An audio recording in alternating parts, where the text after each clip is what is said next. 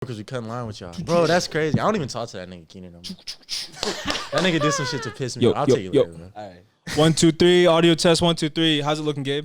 It's looking good. It's looking good. All right. Yes, sir. So I think the sound is good. Lights are good. Let me do the clap one more time.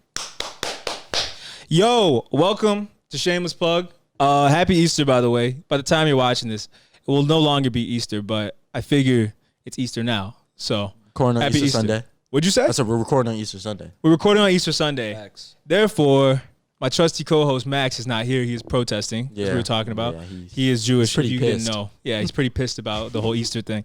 But he'll be back soon. But in the meantime, we got special guests on the show, and you're in Max's seat. Yeah. So that's a big responsibility. It's a big responsibility. I posted it on Instagram, and he just responded, LOL, ... That nigga gonna kill me, bro. He's pissed. I'm not sleeping tonight. But we have someone in your seat today, bro. Yeah. Yeah, what's up, man? We got special guests. So I like to let them introduce themselves. So how you doing? What's up, bro? I'm JMT. Yeah. If you want to know my real name, Joshua Matthew Turner. Oh, okay. Yeah. You can also adjust the thing if it's too far. Like, no, you can bring it closer. It's cool? Yeah, okay. I'm cooling. Awesome. Yeah. That's not what JMT stand for, but Oh, it's not? yeah, no. Oh, what does it stand for? What? It's Yeah. No, it's Jedi Mind Tricks. Oh, shit. That's kind of cool. That is, yeah, right. You had me You thrown think off. one thing and it's all, oh, shit. Okay, but anyway, we had his music featured on an earlier episode of the show, but that episode only had audio. So I'm very happy to have the artist here in person. On that episode, though, we did play 2 of your songs. What was the first one? Without, and I don't remember what the other one was. Well, It's probably Los Santos. Probably, Everybody yeah. plays The Los other one was Santos. like a rap one. Oh. It was the ones you told me to play. I think it was a rap one. Shit, probably like Gelato or something. Yeah, I can't remember. It was on that album, though. It was Okay. off that album. but Cool like that. Yeah. That's what it is. Yeah. so when we played it, we all liked it. Mhm. But the first thing we said was it's giving us very like Gambino, Jaden, like kind of, or more like Kevin Abstract too, like Brockhampton, just like all kind of that. like, how do I put this? Alternative vibe, more so than straight up just like bars, rap. Bars, yeah. Yeah, but so since you're here, are those people actually like influences? Yeah, Kevin Abstract, quick little. Oh yeah, shout out. Mama drop. Kevin Abstract, shout out. He follows me on Twitter. Yeah, man. I dapped up Joba, had a small conversation with Joba. Oh shit. So I fuck with Brockhampton heavy. They were a big inspiration before I started seriously recording. Not really Jaden, because like I feel like I could lil bro Jaden. It's just it's some of his bars, man. Like his production, amazing. Some of his bars flies over my head, like in a bad way. But Gambino, like, basically showed me that like you can be like him, and Tyler showed me you can be a weirdo and still like do this rap shit. Like you can be yourself. Yeah. And be big. Yeah. There's always been weird rappers, but these niggas Of course, are. you know, MF Doom. Yeah. And yeah, of course. But these niggas are huge. Yeah, like Right. no pause today. No We're pause. growing. Oh, Okay. shit. Yeah, Oh, look shit. at you. Look at Oh, you. shit. But anyway, that's interesting because on the show we're like, or at least I am, Yeah. huge Gambino fan.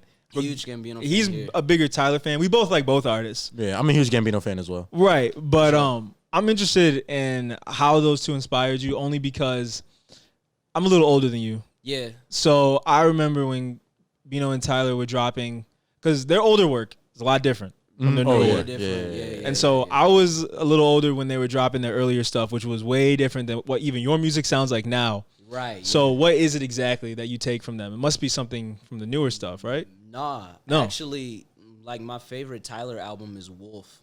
Oh yeah. So like yeah. I kind of like the grittier sound of like how he had his drums mixed. Like it's always just rumbly as shit. But like these soft ass, pretty ass melodies and chords playing in the background. But then like, you know, if we gonna talk about like music inspiration, I can't leave out like when it comes to like my rapping, Andre 3000. Big Andre 3000 Yep. fan. I Same. study that nigga hard. Pause. And everyone But- we named earlier is kind of inspired by him too. Yeah. So that makes sense. Yeah. Pharrell. Pharrell. Pharrell is a big reason that I'm doing music and that like I love to do music. I stole my cousin's NERD Fly or Die CD when I was like 4. They still don't know where it is, but I know where it is. Yeah. But yeah. But it's like the still the other stuff. alternative. It's like the Yeah. big main theme. Yeah. And I do like that because a lot of the music we talk about now is like, especially because we're in the city, we're in Detroit. Yeah. A lot of the music we talk about is hardcore Right. rap Yeah, and stuff. that- So that- I kind of feel like the alternative thing kind of died down around And it's what's been dropping. Because I mean, since we've been doing this, none of them alternative guys have dropped either. Right, that's what I'm saying. I feel like it's kind of dropped what? Yeah, we weren't. Who did? 2 years ago, 2018. 2019. Who are we talking about? Tyler. Igor. Oh, Igor. 19, yeah. Igor, yeah. So that's what I'm saying. Like, I just feel like it's been kind of quiet in that scene. Does that make you feel kind of like, I don't know, special in the city since you're doing your own thing?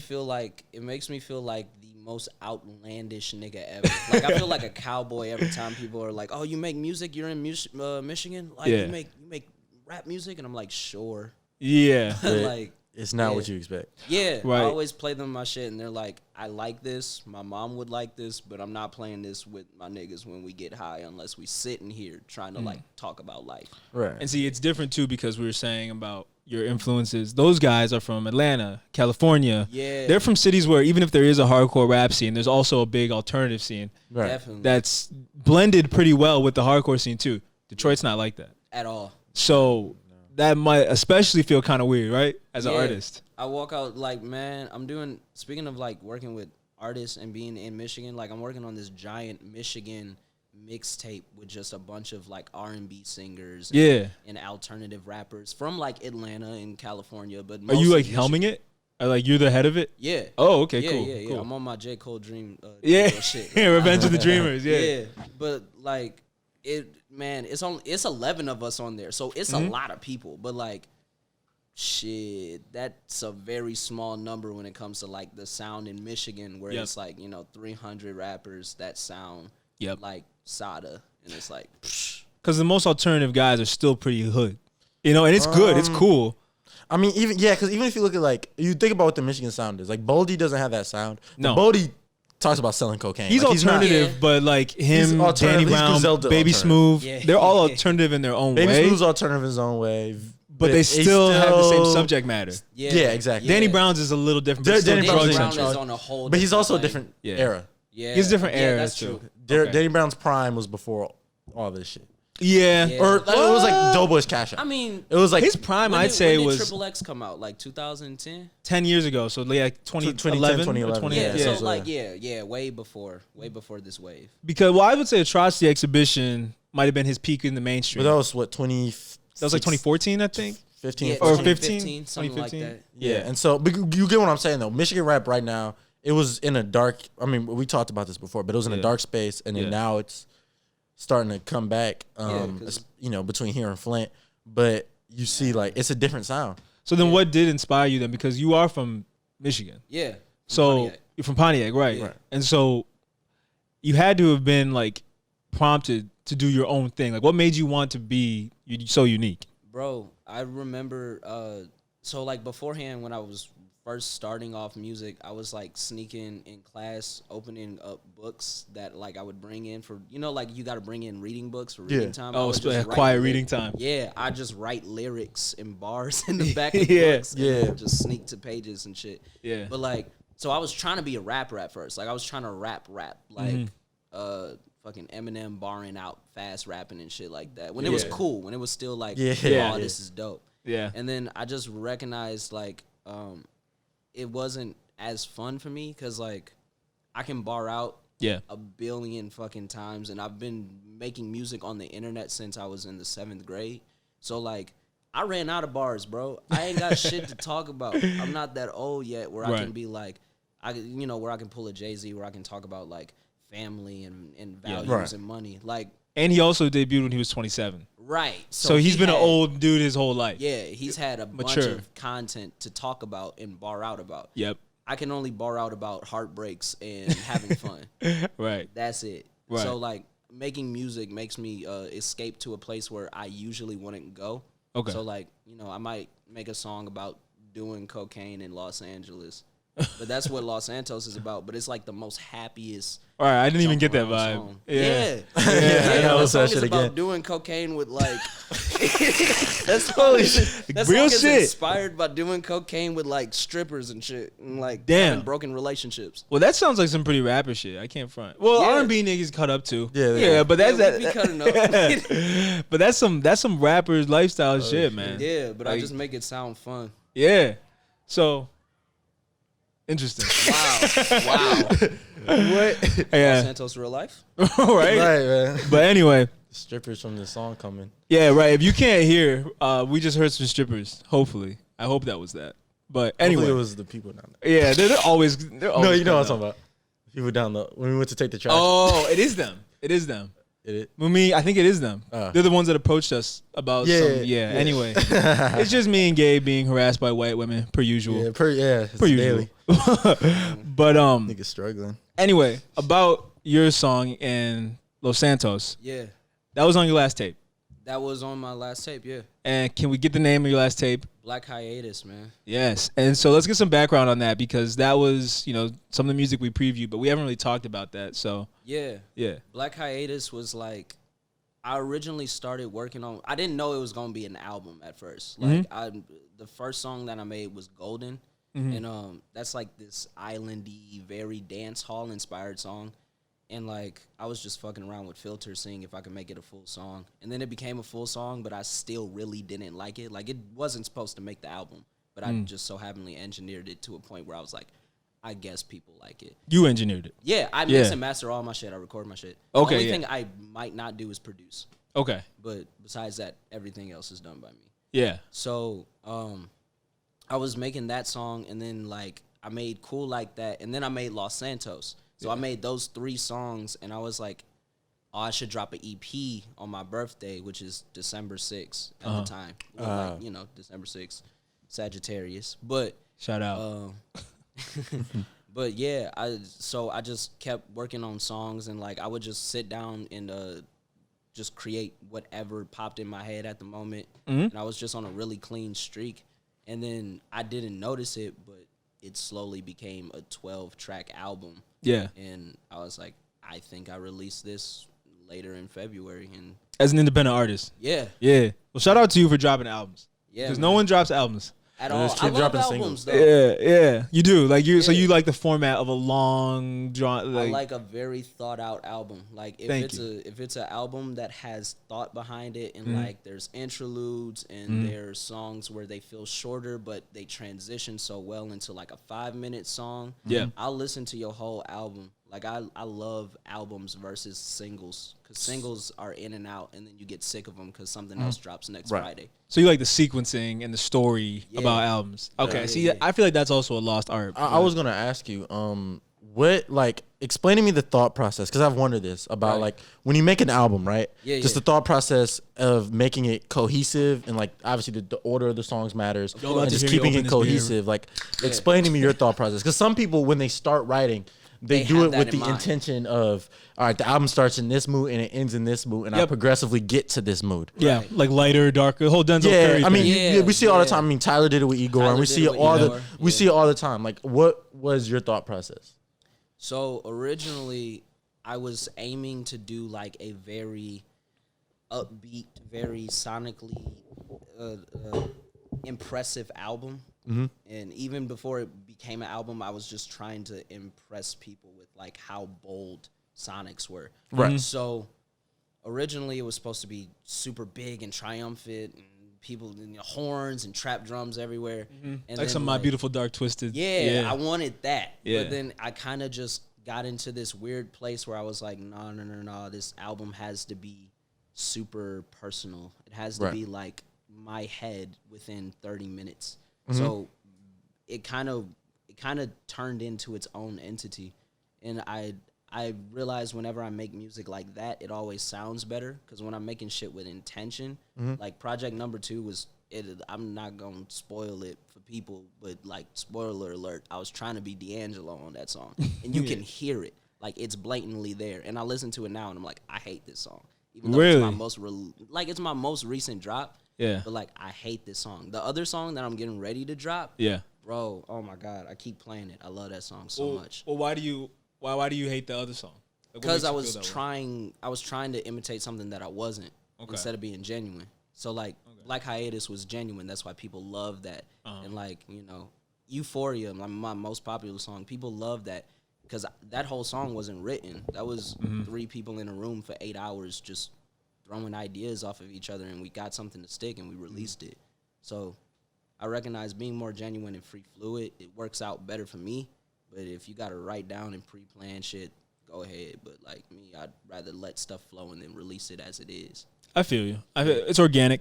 Yeah. So then that's interesting then. So like what did prompt you to do the D'Angelo style song? Man, I was talking to shout out to my homie Simba. He's in Chicago. Shout out to the homie Simba. But I was talking to him yesterday, ironically, about why I made Project Number 2. I was like, bro, I just wanted to have a song where it was like, this nigga is sexy. Like, that's all I wanted, bro. I wanted a D'Angelo-ish on song, the 90s R&B shit. Yeah, so girls in specific or anybody that just wanted to hear that old soulish type of music could be like, ooh, this nigga got it. Yeah. That's what my intent was. Yeah. And it might hit for some people, but in my head, I fucking out. Yeah. it is hard too, especially when like you have such a clear idea of what you want it to be in your head. You know, whatever comes out is different. And it might not be worse, but it's like, this isn't what I imagined. Yeah. You know what I mean? So it just feels, it just feels different. But good on you for trying to get that crowd. Definitely. It's part of the reason you make music for chicks? Nah. My bio used to be on SoundCloud, on my oldest SoundCloud account. It used to be your girlfriend loves my music, to be honest. Yeah. Because, like, I was just singing and just talking about emotions. And, like, you know, when you're in the 6th, 7th, 8th, 9th grade, like when you're fairly young, before you turn like 17, 18, like that's super different for girls. So most of my fan base are women simply because I don't do the typical, this is for my niggas, this is for the women type of music. I just kind of do what I want, and so happenly they flock towards it. Right. So. I'll say this. Once you start having shows, I'm definitely there. Now I think about that shit. Be there. I was going to say. Good music. I be looking at my stats. That should be like 62% female. I'm like, you can look at that, yeah, that's about what I'd guess it to be, like in the 60, 70. I was going to say, I think a lot of like female audiences are more receptive to, like we were saying, unique, more out of the box things in the beginning. I think also, like, especially if you aren't making hardcore music, you know, a lot of dudes are gonna be like afraid to admit they fuck with it at first. Some guys, you know what I mean, because they don't want to come across. Trying to pull a Justin Bieber where like y'all hate me for the first 2 years and then y'all don't have a choice. Like, oh, this nigga hard. But y'all don't have a choice. So I think part of it too is like, and that's like even for things that are music related. Like I feel like I was reading something a rapper wrote. They said like their female audience is the one that's the most loyal. It wasn't. I wasn't reading. Sorry, it was a Reason interview. Oh, shout out Reason TDE. He was saying that like the female audience is the one that's gonna stay with you from the beginning until the end, buy the merch, talk to you, and like, you know, promote you to their friends. That's like, true. Shout out to dudes, but like dudes are just gonna listen to you and then they're just gonna maybe play you in the car and not tell other people what song it is and shit. Especially if it's not some hard shit. Right, bro. There's some hard shit. Niggas will be like, oh, what's this? And niggas do not like, share. JMT, and it's like, who the fuck? Right, they'll like it, and then they don't recognize the artist, and they'll be like, fuck that shit, nigga. Exactly. Yeah, I've never been. I mean, obviously, me, you, and Max, and people like us, we're more into music, so it's like whatever to us. But like, obviously, the average person's not into music as much as us. So, you know, knowing that, like, that's gonna be the reaction. So shout out to all the fans, but especially the female fans. I did have a question, another question about making music. How do you know? 'Cause I mean, this can go for anything, but how do you know when you have an idea of a song and you have an idea how you want it to sound? How do you know when to keep working at it versus to be like, this isn't gonna work? Bro, that seems hard. I get a feeling. You just have a feeling like I literally will. Damn. Bro, if you can't see this, I just spilled beer like all over my shirt. Happy Easter, by the way. This thing is filled to the brim. Excuse me. You were saying? You good.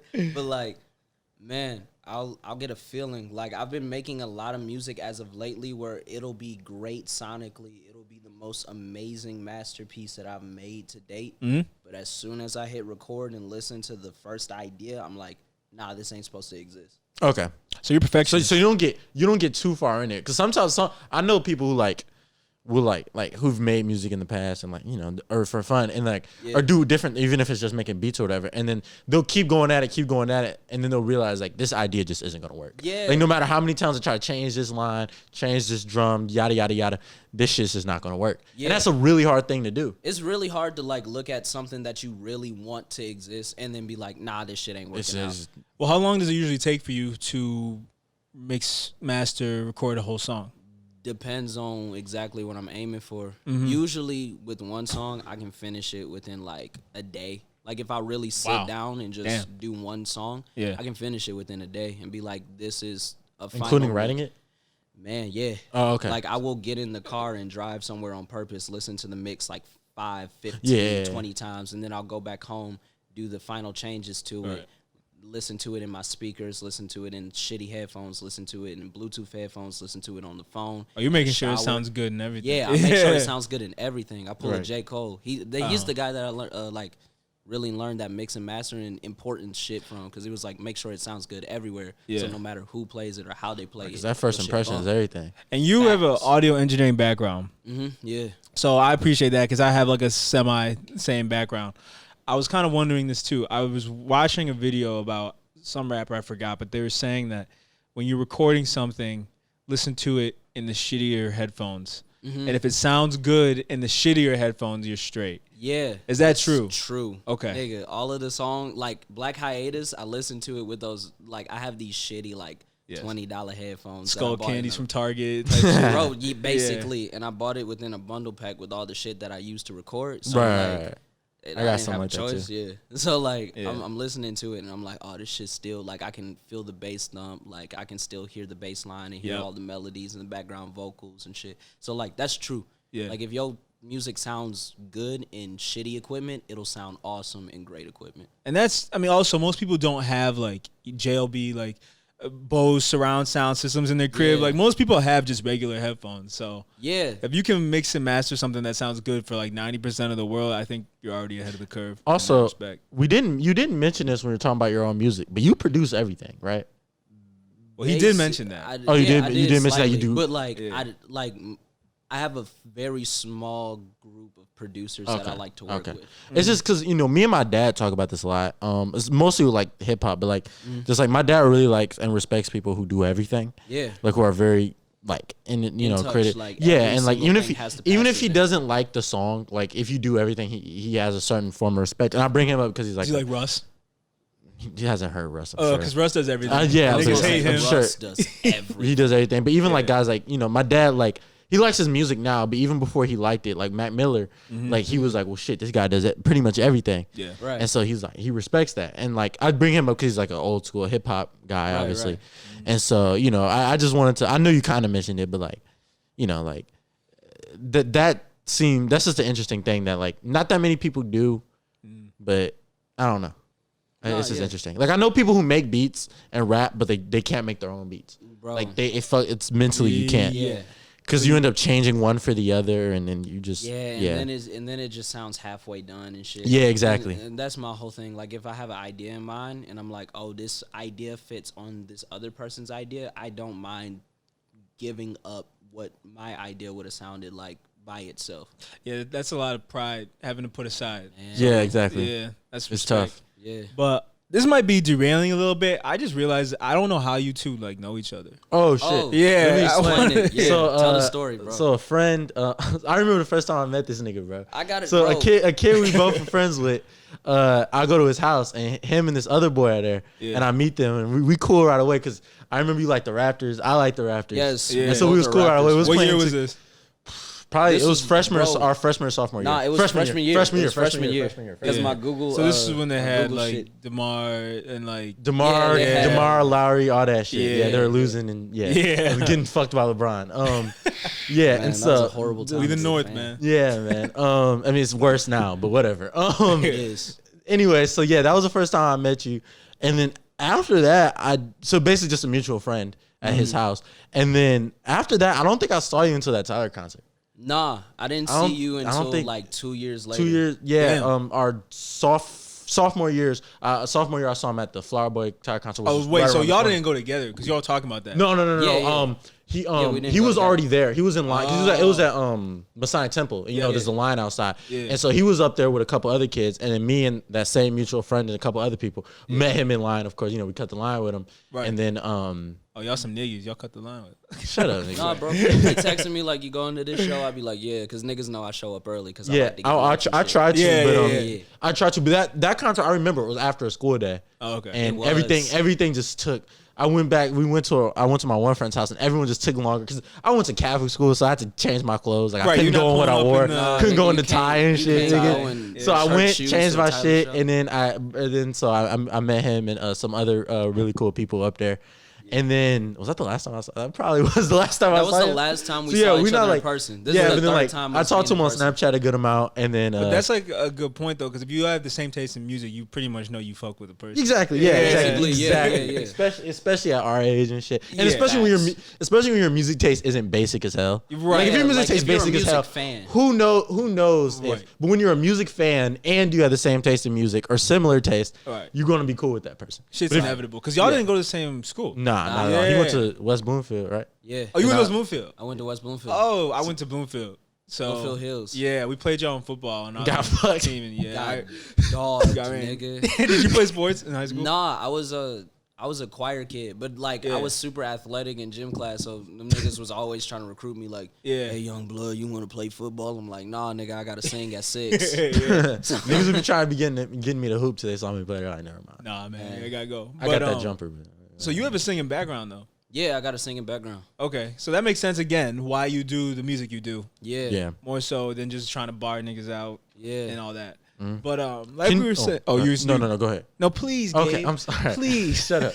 All right, can you like spend time listening to music? From the music I know that you like, a lot of it is somewhat similar and like in the same like subgenre as the music you make somewhat. Right. Can you listen to shit that was like you'll never make a song like this? You can just like go. You can still listen to that. Do you know what one of my favorite groups is? Oh, let's hear it. Slipknot. Really? I fucking love Slipknot. I've been a Slipknot fan since I was like in the 5th grade. Oh, okay. So, and obviously, I know you won't make music that sounds like Slipknot. Okay. Nigga, one day I'll try, and then I'll I know how to I taught myself in that era of time. That's when I got really into songwriting. Yeah. When I was listening to like Korn, Slipknot.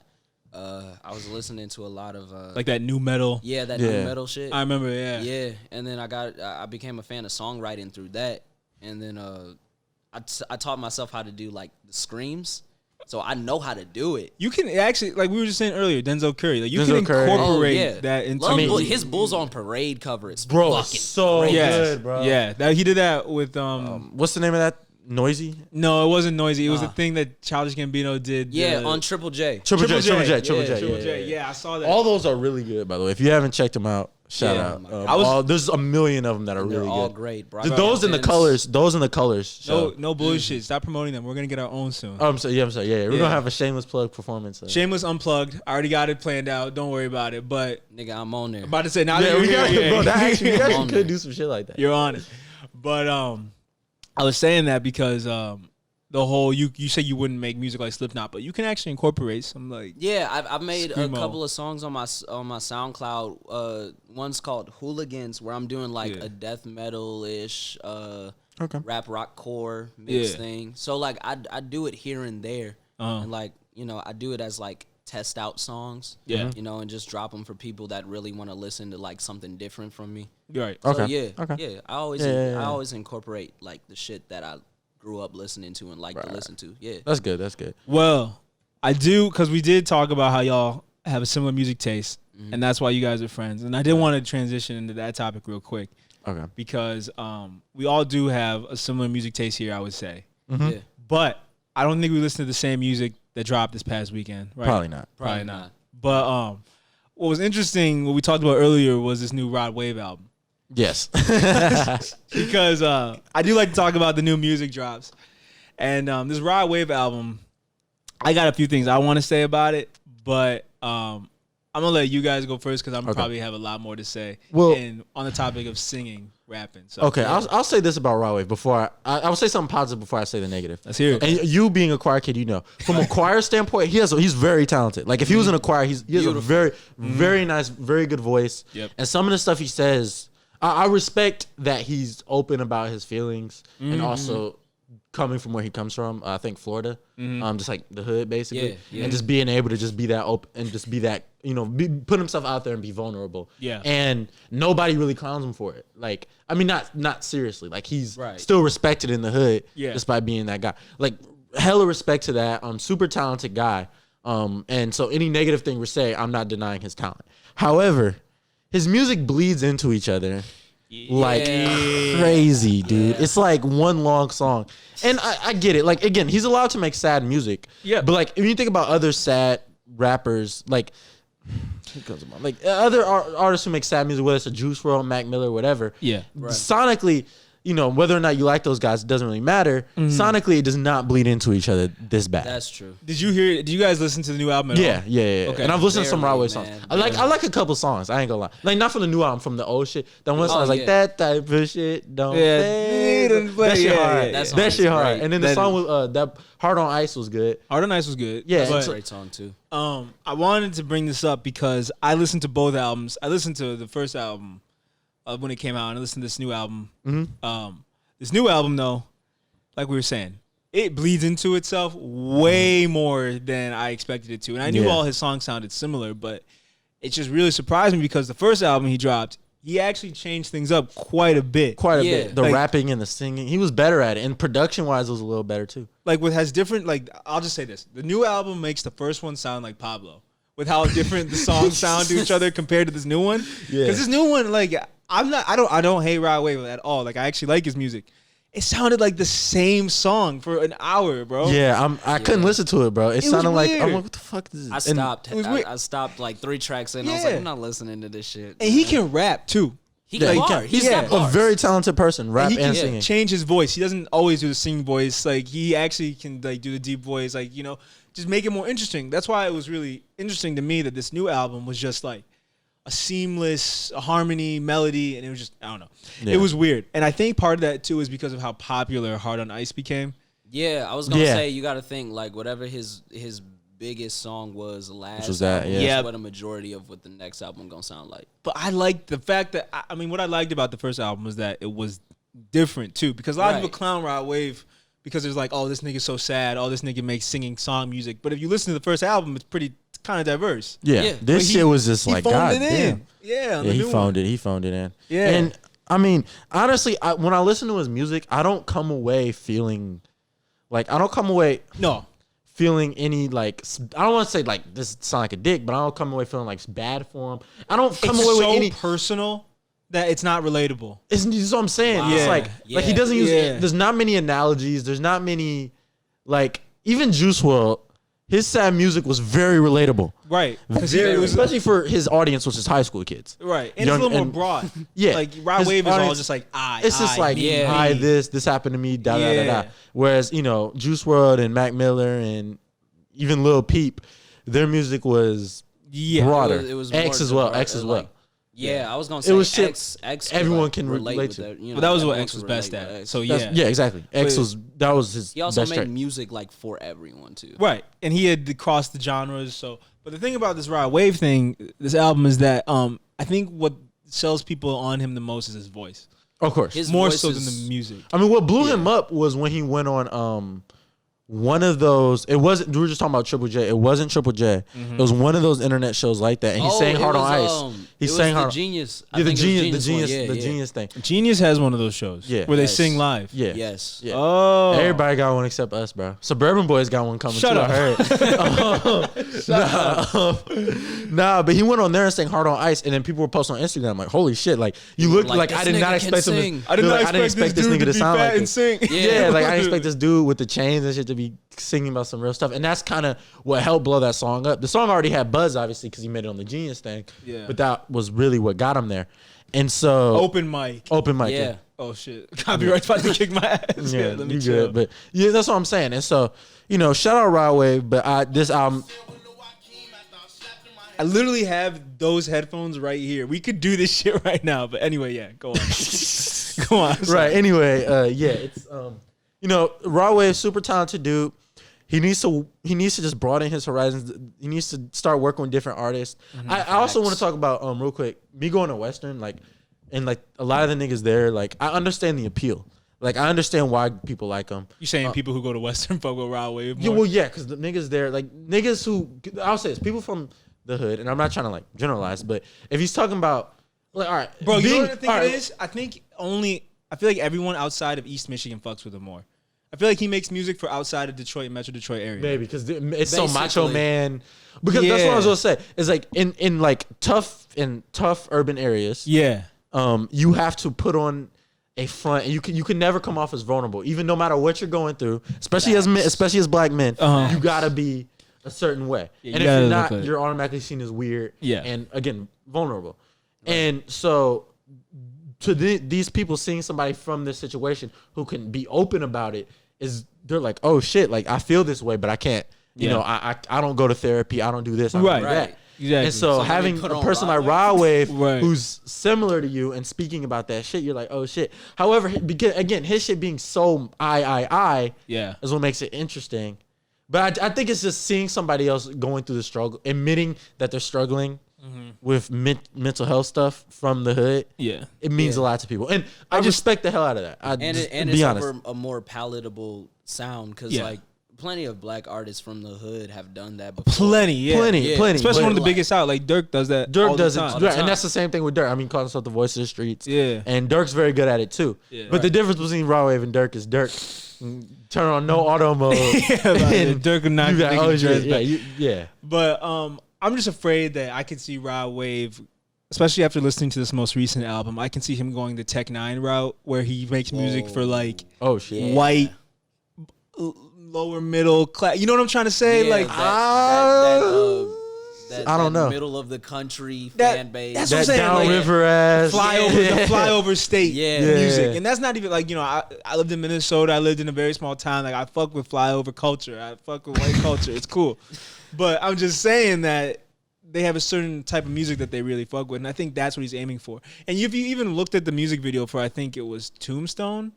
I don't know. He said I don't watch music videos like that. Well, he said he was looking for I do, but after music find property in Michigan, and then he like showed a picture of like the Grand Rapids sign, and like really? He was in Basically, he was in West Michigan. So got it. He is going out there because he's going that route, nigga. He's going that route. Okay, yeah, but like music, he doesn't need to move to Grand Rapids to.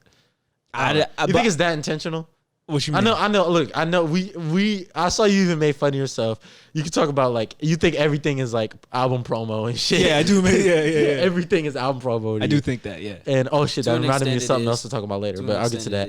Yeah, but like I don't know, Grand Rapids, nigga. Ugh. Well, I'm just saying, Grand Rapids think about popping though. Okay, Grand Rapids can't pop. If I'm moving to Michigan, DeBarge came from Grand Rapids. You said what? DeBarge came from Grand Rapids. Okay, come on. If you I look have like money, them niggas. Nigga, our whole family look like them niggas. I know, we all look like I'm fucking with you. Our whole family look like the bars. But no, we could go to like if I have money and I'm moving to Michigan, I'm not moving to Grand Rapids. But I think the thing is like, okay, realistically, he's probably not gonna go there, but he might. But I think if you look at the demographics, who fucks with him more, Detroit or Grand Rapids? Take a guess. It's probably gonna be Grand Rapids. Yeah, like realistically. Really? I don't know anybody from out there, so I can't say. Well, I just know a few from college, and based off the music they like, it's similar to that. They like that type of music, and they like EDM. Yeah, they don't really fuck. Yeah, they don't really fuck with like the really hood shit like we do here. Okay, because they just don't live in the same type of city. Yeah, like they got their own problems, obviously, of course, but it's just not as relatable. Okay, you know, so yeah, maybe. So I feel like that's more of his people. You know what I'm saying? Mm-hmm. Facts. But anyway, I think he can still make good music and still make good songs. But I was just a little disappointed with how similar this album sounded. But you know, I'm sure he'll get back. Doesn't get the Gabe stamp of approval. It doesn't get the what? Gabe stamp of approval. I'm gonna start doing that now. The Gabe stamp of approval? Yeah. Stay tuned. Stay tuned, everybody. Every single episode, you got to give a stamp. Yeah, exactly. Well, what was the? Oh, go ahead. Never mind. Well, I listened to another album, but I feel like you guys don't really like know or listen to this artist that much. Just shout it out. You know. Shout out to Starrah. She's a great writer. She's a great writer, but she had an album out. The phone and everything. Yeah. Called The Longest Interlude, and it was pretty good, but I was really confused by it because, like you said, Starrah wrote "Pick Up the Phone" and a bunch of Travis Scott, Young Thug stuff like that. A bunch of like high energy, like great songs. Yeah. You know, just hype songs. The Longest Interlude is probably one of the most down tempo songs or albums. I mean, I've heard in a long time, which is saying a lot because she's like a very popish rapper. a writer, because she made music with Diplo too and everything. And I'm not saying it's bad for that, but it just took me by surprise because I was listening to it and I was expecting like Rush with Kalani or Zoo with Diplo, but a lot of this is really just like in my feelings type shit. Yeah. And it makes sense because you can probably relate to this too as an artist. Yeah. With the quarantine happening, it's really shit to write about, bro. Yeah. So like in your feelings, like I think that's why it's blowing up so much because people want to just kind of sit down and sulk. Right. What else is there to do? Because there's nothing else to do. But now that things are slowly opening back up, I'm ready to like get shit popping. Yeah, bro. I'm listening to Hellcats and Trackhawks every morning when I wake up, bro. Right. So like it just took me by surprise. Are you familiar with Starrah? Nah, I actually didn't hear this name before this conversation, so like I'm gonna go listen to that album. She's an amazing writer for other artists. I'm trying to think. You listen to Jeremiah, right? I'm trying to think of a song you probably know. You've heard because you're R&B like influence. You've heard Past That, right? Yeah. She's the one singing the hook, like roll up, that Starrah. Okay. And again, she wrote the hook to pick up the phone. She wrote the hook to There was an Instagram post. It was like one of those music pages. It was like shout out Starrah, and it had like a timeline of a bunch of shit. Oh, like your favorite producer's favorite producer. Yeah, you know that type of shit. The same Instagram pages that post Frank Ocean every day, and they're like, in case you didn't know, Frank Ocean can rap. Yeah, right. Yeah, we get it. Yeah, we get it. Yeah. Did y'all listen to Channel Orange? Like, right. Yeah, but they just love mentioning that he can rap, and like they love posting the Kitsy Ghost live performance and shit like that. And Starrah is not like super mainstream, but she's not like invisible. Like if you like music, especially people in the industry, everybody knows her. Okay. All the mainstream people know her. Right. She's like so she's well respected. Super, cool. Yeah. So her new album was interesting to me because it was like very down tempo. But like you said, Did you like it? I liked it, but that's because I can tap into like my soft ass, like side, like. But okay too. But I was expecting more of like the hype star, but it's not bad. It's just like I said. You like the hype shit more? I want the hype shit more, and now that things are opening back up, I'm probably just not gonna listen to it as much. Just because I'm not trying to get that in my feeling shit. So unless you like sitting in a room, 12 o'clock, can't sleep, like right after she leaves, like then maybe I'll play it. You hear the door shut and you play. Exactly, right?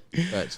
But those are the two biggest albums I listened to. Oh, one more I want to shout out because I do like shouting out artists that don't get a lot of pub.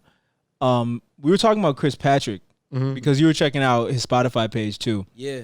This is interesting to me because I actually didn't know about this artist until recently. I think someone from Dreamville pubbed him up. But he had an album that came out earlier this year called From the Heart Volume 2. Yeah. I put some stuff about that on our story, and I'm going to add that to the playlist probably, but y'all should check it out. It kind of reminds me of your music in a sense, but not the rapping part because he has about 2 songs that reminded me. Because you said, like, what's the dancehall song? Golden. Yeah. Golden, he has a song on his album that reminded me of Golden. It was called 3 a.m. 3 a.m. And so that kind of gave me like that, like I was saying, things are opening back up vibe. So shout out to that song. But we had a discussion too about the new 42 Doug and Roddy Ricch single. Yeah. That dropped. Have you heard it, Gabe? Yeah, once. What do you think? I liked it the first time I heard it, but I was like in a mood where I honestly might have liked anything I heard, and somehow I just forgot to listen to it again because it's the type of song I'd listen to a bunch. If I liked it, I'd listen to it a bunch of times. Let me ask you guys this though: does music sound better to you when the weather's nice, or is that just me? Yeah, of course. Like I feel like I'm less critical about the shittiest song can sound great as long as the sun is out. Some albums are winter albums. That's facts. Yeah, but winter albums still sound good sometimes in the summer. Yeah, but I'm thinking like 808s. That's a winter album to me. But if you're like at night driving, I can still listen to Streetlights or RoboCop. Like I can't listen to summer music in the winter, but I can listen to winter music in the summer. Personally, I don't know. Yeah, especially in Michigan. Because in Michigan is gray. If it was really sunny and cold, I could probably do it. Yeah, but gray as fuck. Snow everywhere and shit to Michigan do. Michigan is 808s and heartbreaks. Like fall. It is. Yeah, the fall is the best season, but we can get to that later. Yeah. But I just wanted to shout out the new music drops. But I did like I had said, another new music drop. But go ahead. But what do you think of the single? It was cool the first time I listened to it, but I barely remember listening to it. Right. It kind of had like this rock. I forgot what the sample was. It sounded like a Run DMC sample. Yeah. It was some shit. It was but is now that it's starting to come to me a little? Is that the song from the video they were shooting together? Probably. Okay. So when the whole shooting and shit happened, yeah. Shout out to them. Damn, yeah, that did happen. Yeah. But You said you heard it too. What do you think, bro? It's cool. Like, again, like I listen to music like that just to hear what everybody else is hearing, just so I don't walk into a room and I look like an idiot. Yeah. But like, it's cool. I probably won't play it unless like it comes on shuffle and I'm like, oh shit, okay, cool. This matches like the energy I'm looking for today. But like, it's cool. Roddy has a church voice. It's beautiful. Right. So yeah. I can listen to Roddy any day. So I want to ask this too because 4-2 from the city. What artists from the city or from Michigan in general do you fuck with the most? Since we're on that topic, yeah. I really, oh my God, there's so many artists that like people don't know actually like are from Michigan, but you know they never say it that I fuck with. But all of the names are slipping my mind. But like, if I had to pick like a super big, actually no, I'm gonna pick a super big name that I kind of fuck with as a person, but his music I can skip through. Big Sean.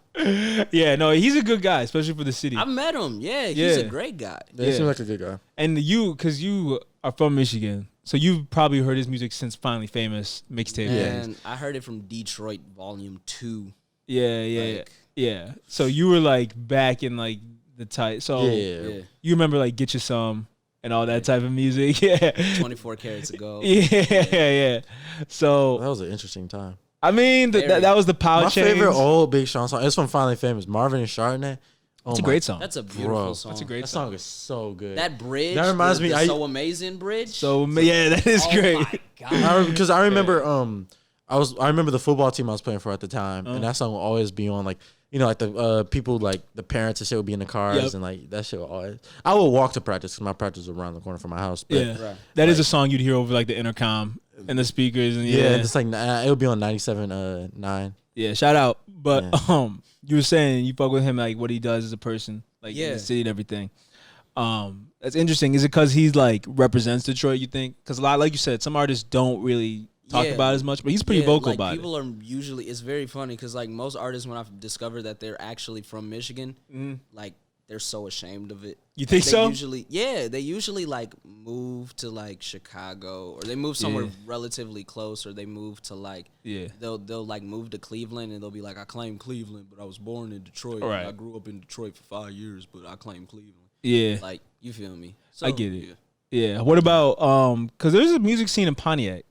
There is. Yeah. I hate it, bro. I hate it. I don't know much about it. I was going to ask you what's really popping there because I don't know much about it. But is it like the Detroit Flint shit?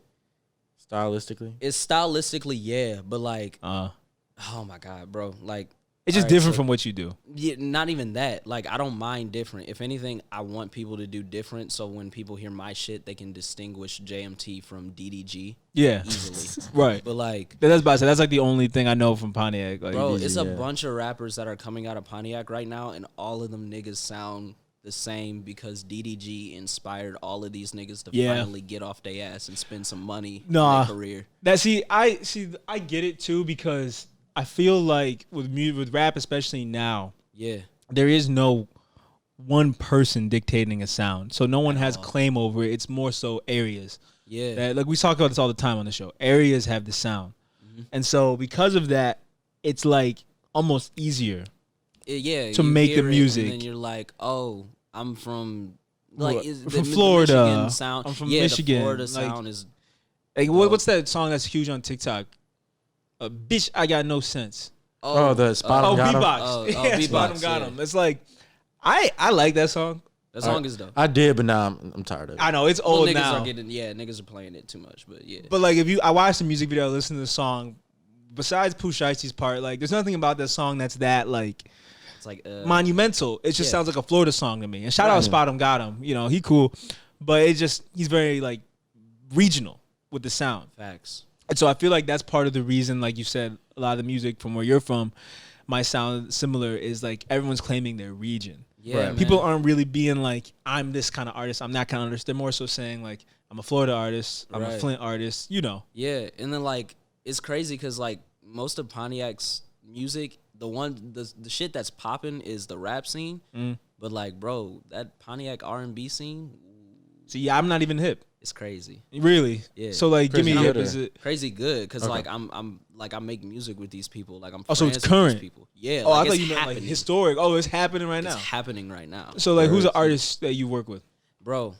Shout out to they're actually like we're not a label yet. We're just Yeah. a collective right now. And you know, shout out to my Black Excellence team. But And this is part of the thing you said you were helming. yeah, the yeah, album. yeah.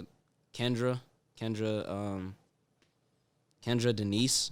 She's the one girl that I made Secret with, and I helped write that whole song, and like we did a bunch of shit to what it originally was, and like it's my second best performance song, which makes me feel shitty because I'm like, damn, my feature is better than the shit on my album. But nah, she's very dope. Like Demaya Lachelle, she hasn't dropped a single yet, but that's gonna come out on the album.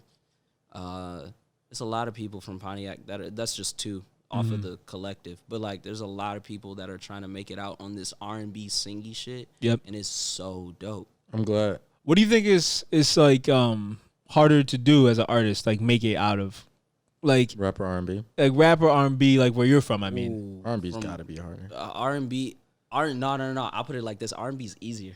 think so. It is for a fact. Really? Why is that? R&B is more catchier to the ear. Everybody in every state can listen and relate to a love song or a breakup song. I agree, but do you think that rap being so mainstream now gives it a boost, like TikTok?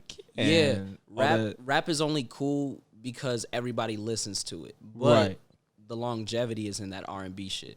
I will say that for artists. That's true. That's 100% That's why I'm true. like getting Yeah. out of the scene in R&B is harder because there's so many of us. But once you're like, there, once you're there, you're straight for life. I will Rather than say, this rap shit. and this goes back to the female, the woman fan. I shouldn't use the word female. I'm sorry. Oh yeah. Well, I guess we're not using it in a derogatory way. No, I though. know, but Right, still, right. Yeah. the woman fan thing.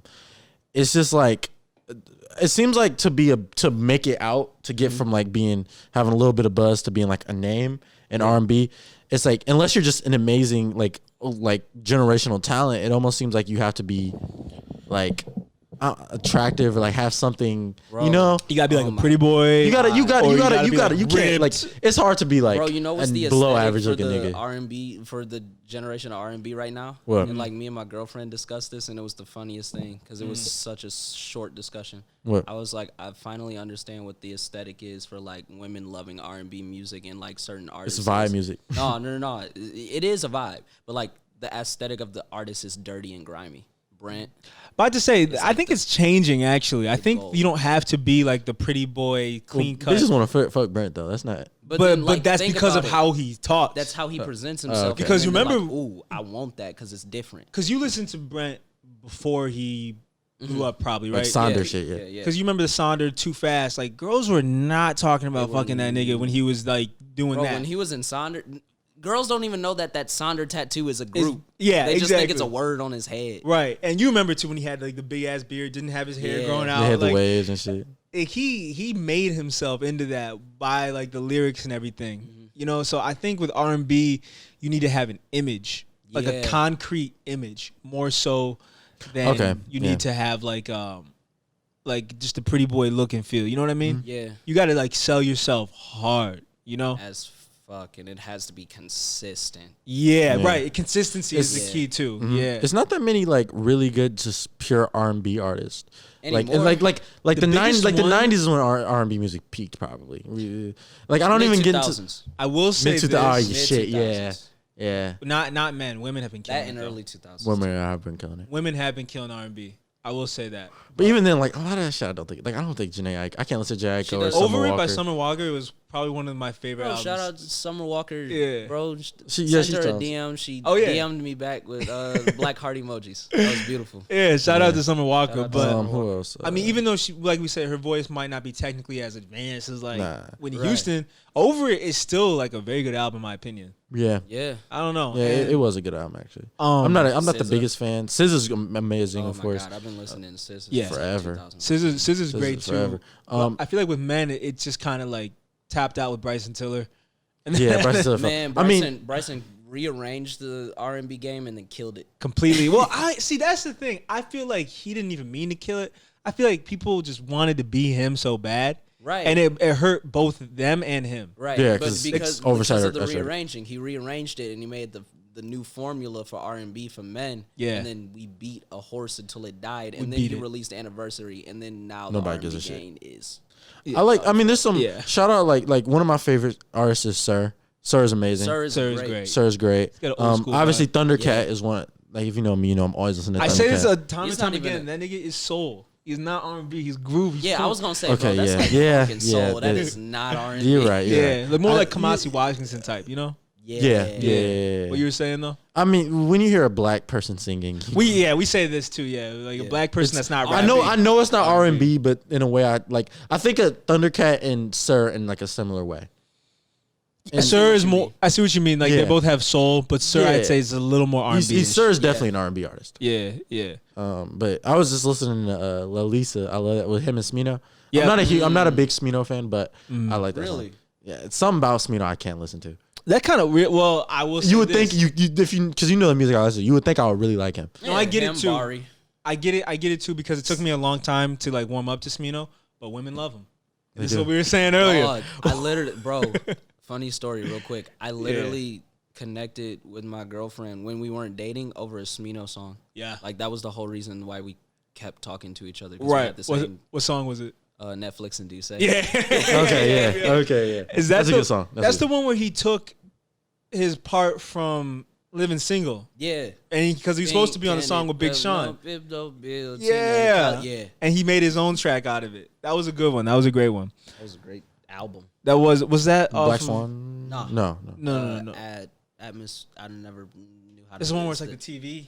No, that's New Or. Okay. That's the one I'm talking about is when he's getting his hair braided. Oh, yeah. I know what you're talking about. It's a weird name. But like you were saying, it's hard for you to get into Smino. I think again that is because he really makes female centric music. Yeah, exactly. Facts. Even though niggas play it. Yeah, it's because the girls love it. Yeah. I know niggas that just like his music, of course, but right. I know people who really like it and like. And if you look at like the artist he seemed like an artist I would really like. Mm-hmm. And I keep trying to listen to it, and it just does nothing for me. What about Gold Link? Because I discovered I don't fuck with Gold Link, but that's for what he said. You're saying what he's about the Mac Link? I can't. He's wearing a Mac Miller shirt. I got a Mac Miller shirt right now. Mac Miller shirt. Yeah, but that's another reason why. But even before that, Gold Link, like I remember I see him live at the Igor show. Mm-hmm. He was one of the openers. He was on that tour. Yeah, he's boring. Well, he's never the best part of his own music. His good songs, it's always the beat or a feature. He's changed as an artist. His newer shit is way different. Yeah, it is different. Like Diaspora, yeah, it is better. It is better. But when he started out, he was more of like an R&B-ish dude. Yeah, I'd say he's more of like a funky dude now. Yeah, but like, and after that, We Didn't Talk, which is his first album, I think. That's straight up all R&B. It really is. Yeah. So, man. Yeah, I'm a fan of Gold Link, but like you said, it gets kind of hard with everything that happened between him and Mac and Travis Scott and Sheck West. He's too controversial to really be popular. Wait, what happened with Travis Scott? The whole thing with his girlfriend. Yeah. It was Justine Skye. I don't even remember. And Sheck West. And I don't want to gossip, but the point is, we're talking about it another time. Yeah. Just controversy between Sheck West and Justine Skye because they dated, and Sheck was like yelling at her. And then, but Justine also dated Travis. But she's also friends with Kylie Jenner. Like, I could go on for like an hour about this shit. I probably don't, not even accurate. Yeah. But that's the problem, I think, with Gold Link is there's so much peripheral bullshit, gossip about it. I feel like he's just a hoe ass nigga. Well, he's a legend in DC, so shout out. Because I know his grandfather's like. Yeah. he out here. Established. Yeah. No, he's established. He just seems like the type of nigga I just wouldn't. Yeah. I get it. The Mac Miller thing. Understand. Sorry, taste my mouth. Yeah, and because me and you talked about this off camera once. I remember, like, if assuming that's true, if he made Divine Feminine, none of us remember that album.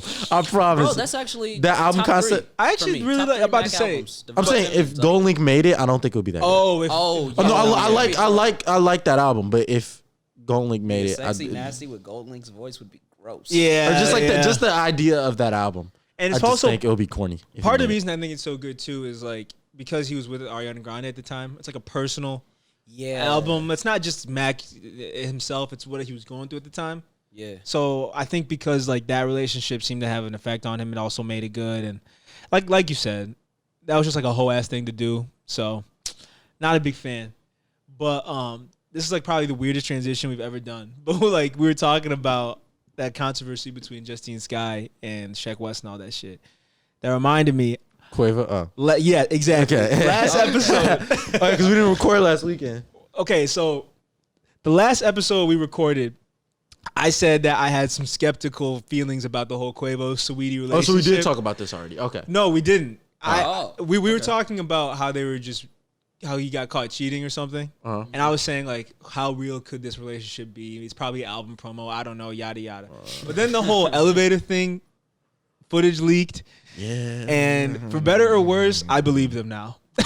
I think it was a real relationship. It looks so bad on camera. Oh man, it looks sucks. So bad. It sucks, and I feel bad too because I guess it's good that they have the footage, but it can never tell you the whole story. Right. So we'll never know, and everyone's gonna come to their own conclusion. There's gonna be a million different. It's just a mess. If you want to be cynical again, they previewed another snippet the day that elevator video came out. Did they? Yes. What? Yeah, there was another snippet that came out that day. Come on, bro. Okay, because all of that, like the whole elevator situation, totally flooded the internet out that day. So I wouldn't even know. Right. I had no idea. I swear there was another snippet. Maybe it didn't come out that day, but I didn't see it until that day. Maybe you can say that they released a snippet to distract from the. I don't know.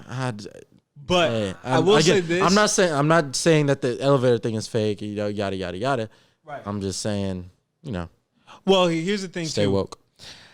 I don't think that. I'm not gonna say anything's real or fake. Of course. But I do think that the elevator video itself is kind of like safe enough for no one to get in trouble. It's not good. That's very true. But it's not like. But it's not so bad. It's not like Brown. The NFL elevator videos where they're beating people's ass, Yeah, he threw her in the elevator. Right, he threw her and they were fighting each other, and it's never okay to hit anyone. Not saying that. But I'm saying based off this video, it's not incriminating enough for me to cut Quavo off. No. Right. It's enough for like Twitter to be buzzed about it for about 2 days to a week, and then something else dumb will happen. Right. It's enough for just to get us talking, but it's not enough for anyone to actually be arrested. So I guess like the cynical part of us could say maybe it was promo, maybe it wasn't, but I don't know. It made me think that like the relationship was real, bro. I don't know, man. But I think it's real.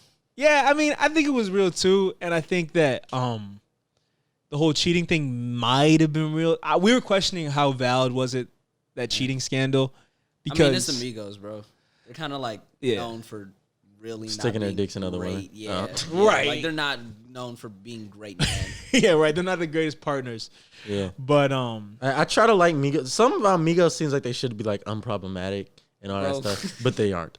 They're homophobic as hell. Their fans are everybody. Yeah, and their music is like my mom, like they're part of that trap era thing, but like my mom really likes their music. My dad likes their music. Stir Fry is on 2K. Stir Fry, right? T-shirt. My mom loves T-shirt. Everyone loves T-shirt, but Bad stuff like that. Bad and Bougie, right? All that stuff. So you would think so, but and like on face value, they're hard to dislike. But then you got the homophobic stuff. How bad was the homophobic thing? I mean, they didn't want to make Slide. Oh, with Frank Ocean. And there's a lot of comments they were saying. You know what my issue is? What was their first big song? Versace. Who was Versace? The gayest nigga of all time. True. The gayest man of all time. Yeah. So it's one thing, but like being homophobic is bad enough, especially in this era. Yeah, there's always some hypocrisy. It's like, come on. Yeah, and they probably don't even know that. They don't know. Yeah, it's just funny. Caesar, like the whole Daniel Caesar thing. Actually, he wasn't homophobic, but he wasn't you're talking about the racial thing? Yeah. He basically was like, honestly, I'm relating it because like it's always something with an artist, no matter how good their music honestly, is to everybody. I actually was, it was wrong, but I wasn't mad at Daniel Caesar at all in that situation. I wasn't Normally mad at him. I would be mad in that situation. Like honestly, what Doja Cat did was worse than Daniel Caesar. Okay, yeah. Yeah. Doja Cat being a woman, she can get away with But it. that's what I'm saying. Doja, and men don't listen to Doja Cat that much. Nobody. Daniel Caesar has. But women are the main fans. ones canceling people. Men don't go around canceling people. But Not in the problem- same don't way. give a shit. Men cancel people, but in a different way. But see, the problem is Daniel Caesar has okay, maybe not say female again. He has girl fans, Right, of Yes. course. so he can't piss off his girl fans, especially That's the true. black women. Because that nigga made "Get You." That is the Right. most soulful That's a song wedding of the- song. Yes, Like, every black people wedding- are going to get married to that in the next 20 years. And they still will. People forgot about Oh, that of shit. course. Yeah. And black But- women still Best like part- his But music. my thing with that was I forgot about it because I mean I didn't. It's not that I forgot about it, but I wasn't. I thought it was stupid. But I'm like, okay, think about the people getting mad at him are people in similar situations as one of us, right? Right. And there's black people in similar situations as one of us. This man is his parents are from Haiti, I think, Jamaica. yeah, Yeah. He's And Canadian. he grew up in the middle of like a white ass Canadian town. Yeah, Yeah, And that- Canada's, I'm not saying racism doesn't exist in Canada, but it's just different. It's different than the than the United US. States. So I'm like, yeah. I you know. know, What do his you expect perspective from being him? different, no matter how much I disagree with it, it's, The problem is you don't. The problem is I don't want to say this because it might sound ignorant. You just never bring out the cape for a white lady. Of course not. Unless you of have course to. not. Of course Because not. people are just gonna take it the wrong it takes way. it takes a lot to defend white women, man. It's Yeah, even it's if no matter a tough how bag in the to get right in. they are, if you're putting yourself Yeah. out there Nowadays, it's unprompted, it's like not like, a good look. She's yelling, so Right. yeah. Unless it's your mom or your girlfriend, then you're better off. Besides or it's something that's not racially related. Right, especially Yeah. if it's not social related. And I think the problem is too, like niggas were saying that he just wanted to smash Yes Jules, which is understandable. But And again, he was drunk as fuck. that man. too. he was. Then again, But I mean, him being drunk or not, he clearly actually felt that way. and even It's if not he one of those does, things where it's Yeah. like, and He like didn't we say said that on earlier, accident. men don't really cancel shit. We don't care. And I just heard Peaches. I well, like the they song. do in a different way. What do Yeah, you we mean? can't. I mean, think Cancel about it this way: shit. white men stopped watching the NFL. No, they did not. They didn't actually, but they canceled, quote unquote. Yeah, the reason the NFL views are down is a whole bunch of other shit. They're up again. Yeah, but streams. I mean, because people are trying to say NBA views are down because of political shit. It's everything but political shit. Yeah. It's the Nets having Literally. 12 All-Stars and shit. I'm actually not interested at all. Yeah, Especially, I'm a huge basketball fan, but it's like, holy shit. yeah. It's like, god damn, these niggas. I know. Bro, I know. Everybody and their mama want to be in Brooklyn. Yeah. Fuck it. Like, I don't blame the him, fuck are though. y'all- I don't.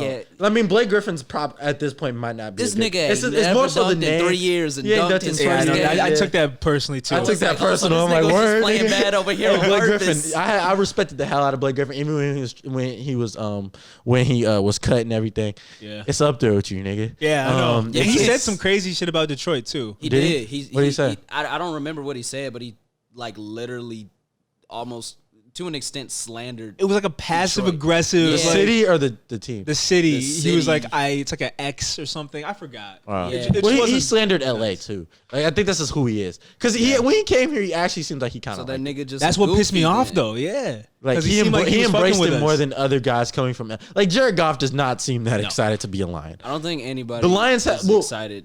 To being a play. Lion versus The being Lions, Pistons yeah, it's not different, even. too. It's the Detroit thing. That's the Lion thing because the Pistons are. They have a great- history. They're a great Yeah, organization. actually. They have a really good history and some of the most memorable teams in NBA history. Yeah. The 04 teams and the Bad Boys. Yeah. You know, Nigga, the yeah. Lions. You stop Jordan, you're a goat. Yeah, Right. you stop Jordan, and you're Jordan's first big hurdle. Yeah. And, I mean, they beat Kobe and Shaq.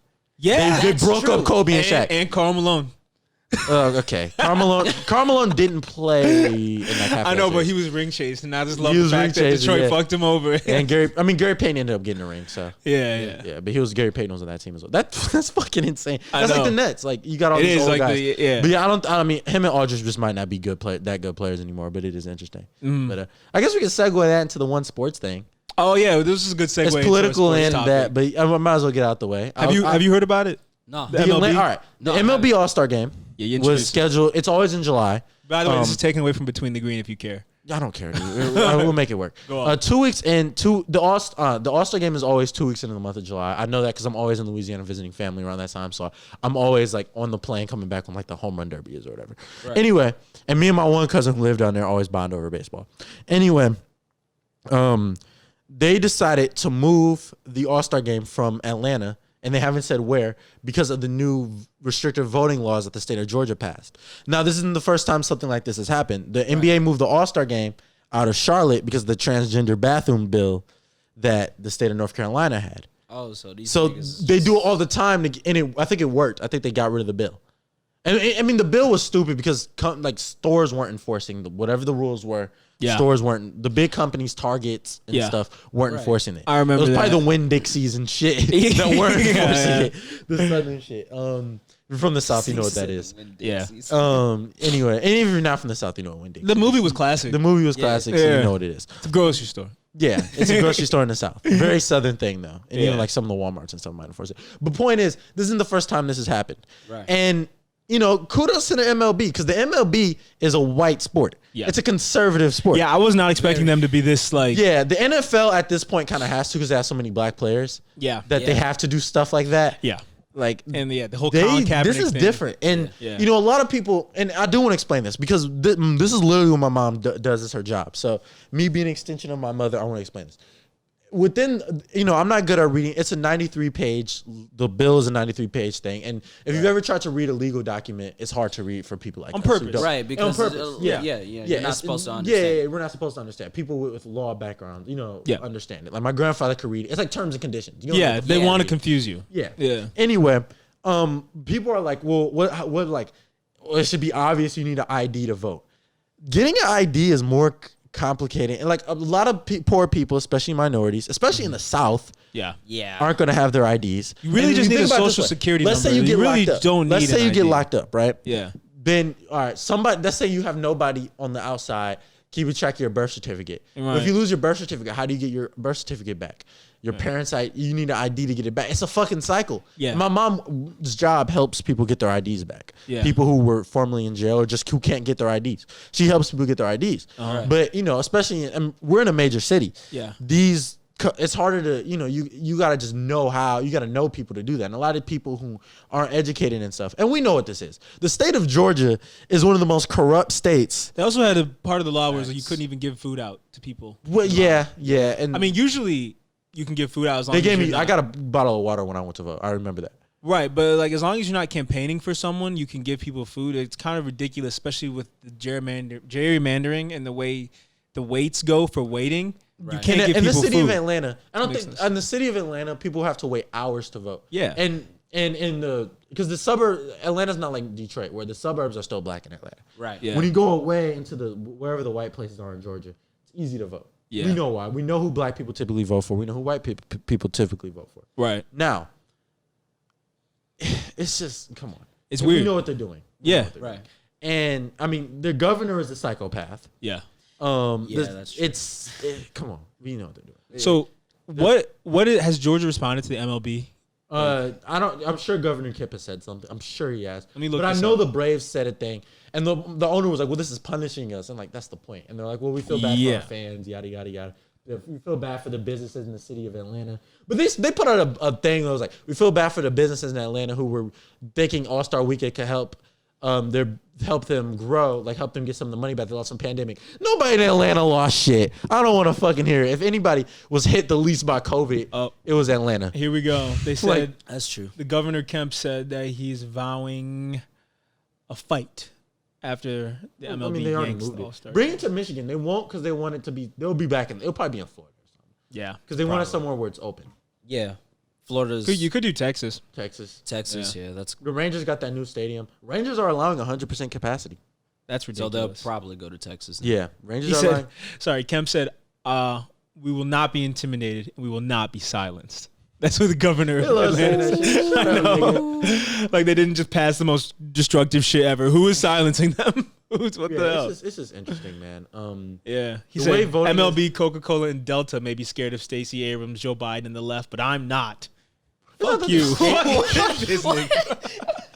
Man, and the state of Georgia is no longer going to be a red state. Between the Stacey Abrams shit and the amount of black people moving there from all over. Oh, boo-hoo. Yeah. The South, honestly, if you look at maps of how many black people are in the South, and then when you factor in that some of the, because if you imagine like That's why they don't want them to vote. Well, yeah, 90% of black people are going to be liberal or whatever. Yeah. and just not Republican. and 90-something% aren't going to be aren't going to give votes to Republicans. And however, not 100% of white people are going to be Republican. The Not South, 100. It is not 100. that's what I'm saying. Not 100% I thought you of said black now. people are going to be conservative. The South really is more liberal than you think. I mean, if black people didn't exist in the state of Louisiana, David Duke would have been their governor at one point. Oh, yeah. David Duke, this is like a few... Like, Think about it this way, though. David Duke probably wouldn't be governor if black people didn't exist, though. that's one point. If black people weren't in the state of Louisiana, if black people didn't vote, enough white people voted for David Duke. No, I'm saying, though, they would have no reason to vote for David Oh, Duke well, yeah. if there were no black, you know what I'm saying? If you It's don't a know yin and David, yang. If you don't know, David Duke used to be the Grand Wizard of the Klan. And he's buddies with Trump. But he's with, and Trump pretending he didn't know him. But Yeah, like who? Yeah, okay. Yeah. Right. Anyway, we don't need to speak about his name anymore. 45. We don't Oh, need to talk shit, about I that nigga forgot, anymore. yeah. We don't. We're not at the point where that nigga's no longer relevant to our lives. So Yeah.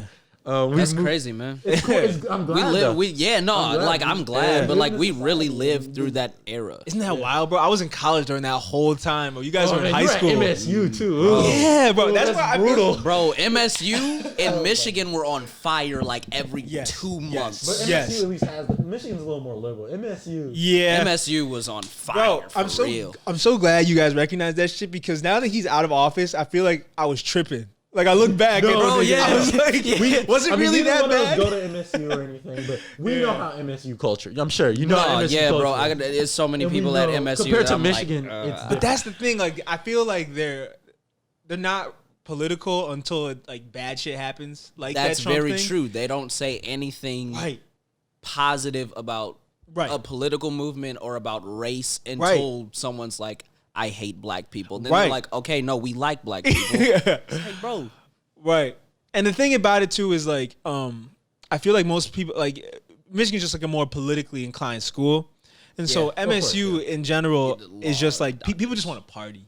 You can't blame people for smart wanting to people party. are liberal typically. Shut the fuck Cool. No, let's be honest. Look at the smartest states and how they vote. Look at the dumbest states and how they vote. I will say education level. Education level. matters. Education level. I won't say the smartest because I've Yeah. seen Yeah, of smart course, of dumbasses. Of course. Yeah. I should speak more politically correct, but you get the general idea. I know, of I what get I'm what getting you're at. saying. And there's no coincidence. Yeah. And I just will say this too, like I just feel like what I said I felt like I was tripping before.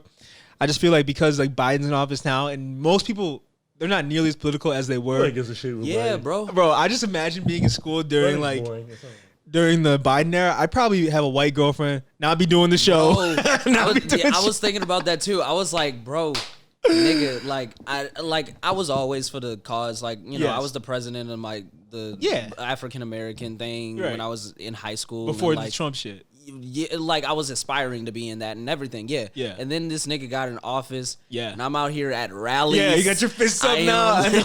I'm growing out my hair and I'm like, yo, did this nigga really turn me into a black I Panther? know. I was I'm over tripping here too. like Fred was the best man on the Right. planet. I know, bro. I was thinking too, like, if Trump never was in office, I would definitely be like in an office right now, like at Quicken Loans with a Becky. You know what I'm saying? Like, I'd be making music, but I'd be making like psychedelic pop music. yeah, like EDM shit. Our lives, man. Shout out to Trump. No, in a weird way. Shout out to that nigga, This nigga man. made the world We would horrible so we suck. can be We would- better. Yeah. We would suck without that nigga. Oh, we would Okay, be some no, yeah, like hams. facts. I think about Max that. would be the same, though. Max is always political, but like a lot of people definitely would be like, Yeah, I wouldn't give a shit. I don't give a Hams. shit right Yeah. now with Biden. Yeah. I give a shit about global politics more. Right. Like, Facts. speaking of which, can I speak about something globally? talk your cheese. The country of France, fuck you. Damn. Fuck you. man, what the I hell? am, Bro, I got French fans there, government- nigga. Wait. I don't give a fuck. Fuck all of you. Listen, you guys are terrible people. The French government, if you don't know, they banned hijabs for women under 18. Oh. And What? and they kind of have freedom of religion. They had it, then they didn't, and then they had it again. I mean, Europe's and I like don't that, though. understand. Yeah, it's a little different than the United States, right? But even like if they don't have the freedom of religion laws that are as explicitly written as they are in the United States, they effectively do. You know, legally they don't bother other people. Even if they're, Right. I mean, obviously, you know. It's like a And I'm moral not thing. saying there's not Oh, wow. Islamophobia, of I course. looked it up. They really did ban Yeah, it. they banned it for women. Damn. And fuck you. Like A month after voters nuns wear something similar. Yeah. Like all religions have people with women who wear similar things. This is less than a Right. month after voters in Switzerland supported a ban on burqas and niqabs. right, and you see the these women, niggas is just and they trying to banned strip everybody. and they're allowing it. To, you know the things they swim in. yeah. Yeah. That's been banned for a while. I mean, England left So the they're just trying to EU deter- because they didn't want immigrant. They didn't want They're deterring immigration. Immigration. Refugees specifically. Yeah. Got it. Come on. It's Kind bad. of ridiculous. It's bro. insane. And Switzerland's a country people use as an example. Switzerland and Sweden are countries people use as examples all the time for how America should be. And now we see people don't like Muslim people. And so fuck you. Like, this honestly. Like, the not all French people, of course. You know, I love croissants. But, you know. This nigga said I love croissants. But, like, you know, those people, man. Like, fuck you, man. It's terrible. Yeah. It's some evil shit. You know, let people, even if you don't get it, let people live their lives, bro. You know, Facts, bro. You know, don't just leave people alone, bro. Mothers with hijabs cannot accompany their kids on school trips. That's Crazy. Yeah. That's so dumb, bro. That's like blatantly racist. That's I was like gonna say that's the like some equivalent of being Jim like, yo, Crow. mom is a nigga, so she not Right. coming with all the white kids. She's got to straighten her hair and shit. Like, Yeah, what the like, dude, bro? and I mean, come on, man. This it's terrible, man. It breaks my heart for the Muslim, and That's you know, us living in, crazy. and for people, a lot of our people are We're from in Detroit, Michigan. so you don't know. If you don't know about Metro Detroit in Michigan, it's a lot of Arabic people, Chaldean and Muslim. Yeah, Dearborn, it's very- Hey, Dearborn Arabic has is a every- language. Yeah, I was gonna say. I'm just fucking with you. Middle Eastern. I'm sorry. I know, I'm fucking with you. And I say that to say, but a lot of people identify as Arabic. Arab. Arab. So Arabic is it's- the language. Okay. Yes. Okay. Yeah. Okay. I'm sorry. But like, you know, the Dearborn has the largest concentration of Middle Eastern people outside of the Middle East, Facts. which is crazy. You would Yeah. think, you know, maybe part of Africa would. Yeah. You would think Like North maybe Africa or something. Europe, like London or something would. No, it's Yeah. Dearborn outside the Yeah. entire Middle East, which is dope. Yeah. And so it's just like, come on, man. I know. You know, if you look at the numbers, like immigrants from the Middle East, you know, they start the most businesses. They send their kids to That's why college at a that's higher why level. they're pissed.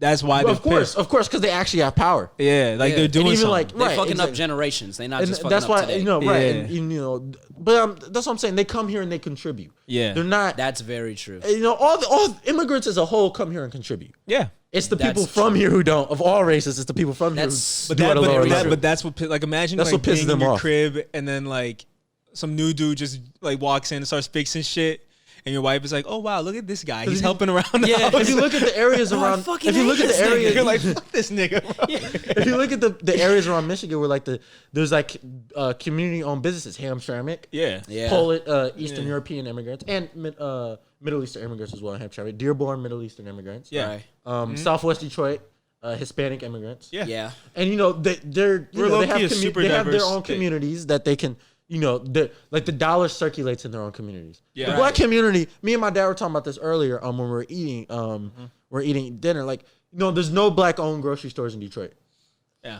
That's true. They're all either Myers or like big corporation owned stuff, or they're Middle Eastern owned.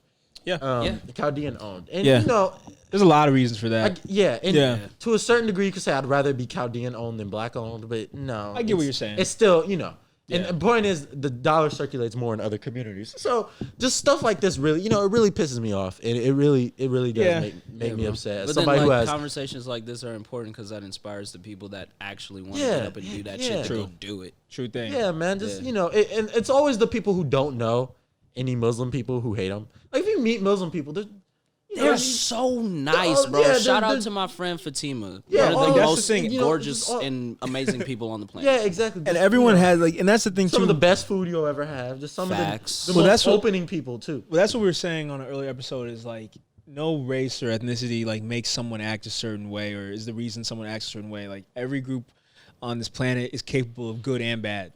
You know what I mean? That's very And that true. goes back into my thing. If you look at the places that are liberal, it's Yeah. the places where they're diverse and they're exposed to new ideas. Yeah. That's very That's, true. you know, you gain compassion for other people. So, you know, I think, you know, it's just tough. You know, people don't know each other. Or they meet one person, it's a bad experience. And then they're they like, assume oh, this all, is all people blank, are like. Yeah, exactly. All blank people are like this, which is terrible. Well, But Yeah. country of France, man, big F you. who?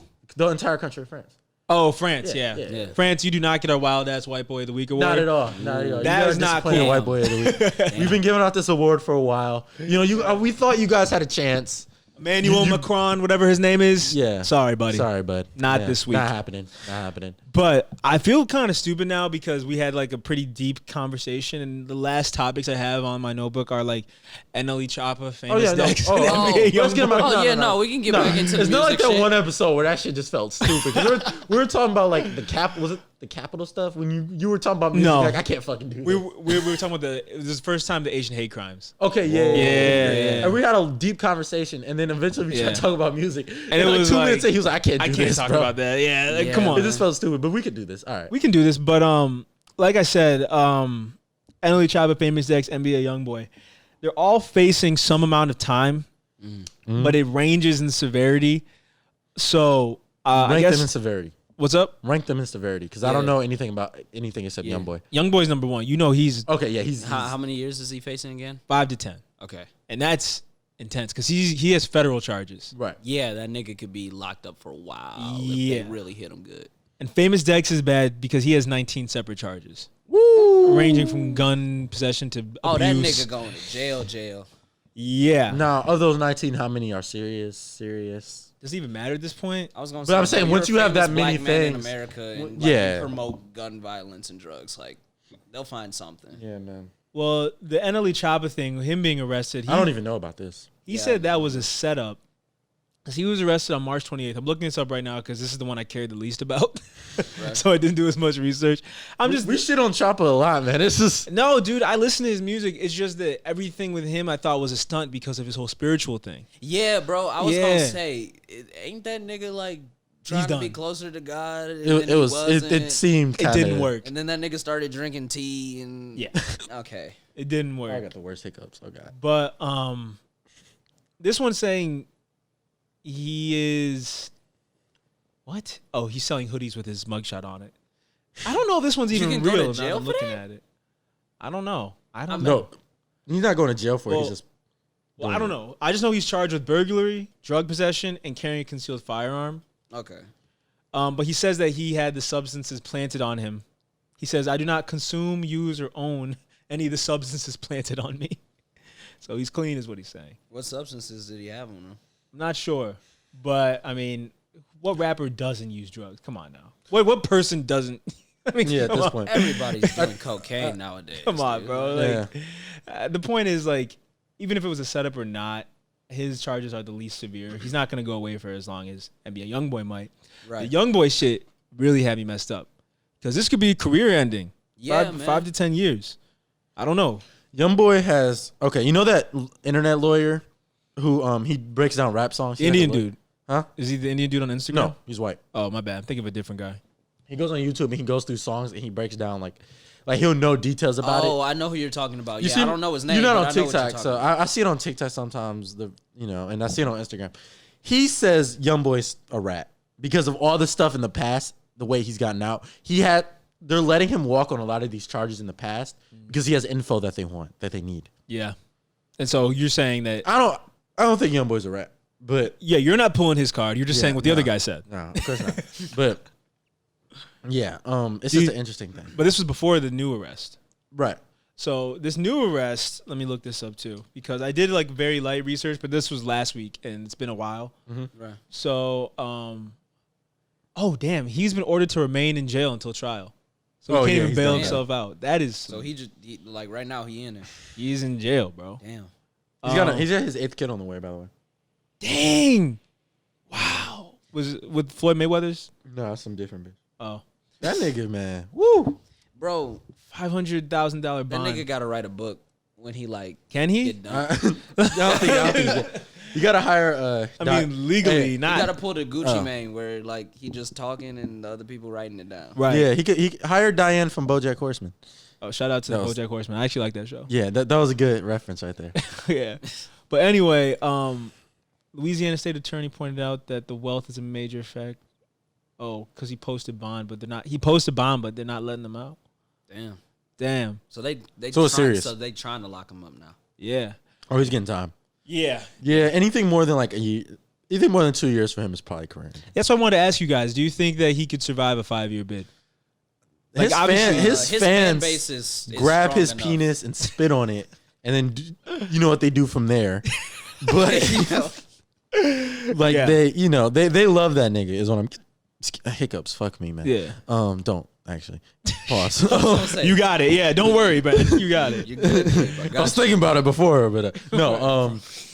Just get on with it. I'm on bro. my no auto shit, but Yeah. no. Anyway, his fans love him, but 5 years is a long time. They'll find another nigga to Bro, 5 years is if you're not Bobby That's Shmurda, 50 that's in rap. Bro, And Bobby Shmurda was like it was a meme partially. Yeah, Right, I part was of gonna say, yeah. like the only person Youngboy that had a bounced long back from being in jail, really is Gucci Mane. And Gucci Mane had more love. NBA is Gucci way Mane more was divisive. like Youngboy is like Yeah, it's a niggas trend. that it's Youngboy's either a you trend. love him or you hate him. Yeah.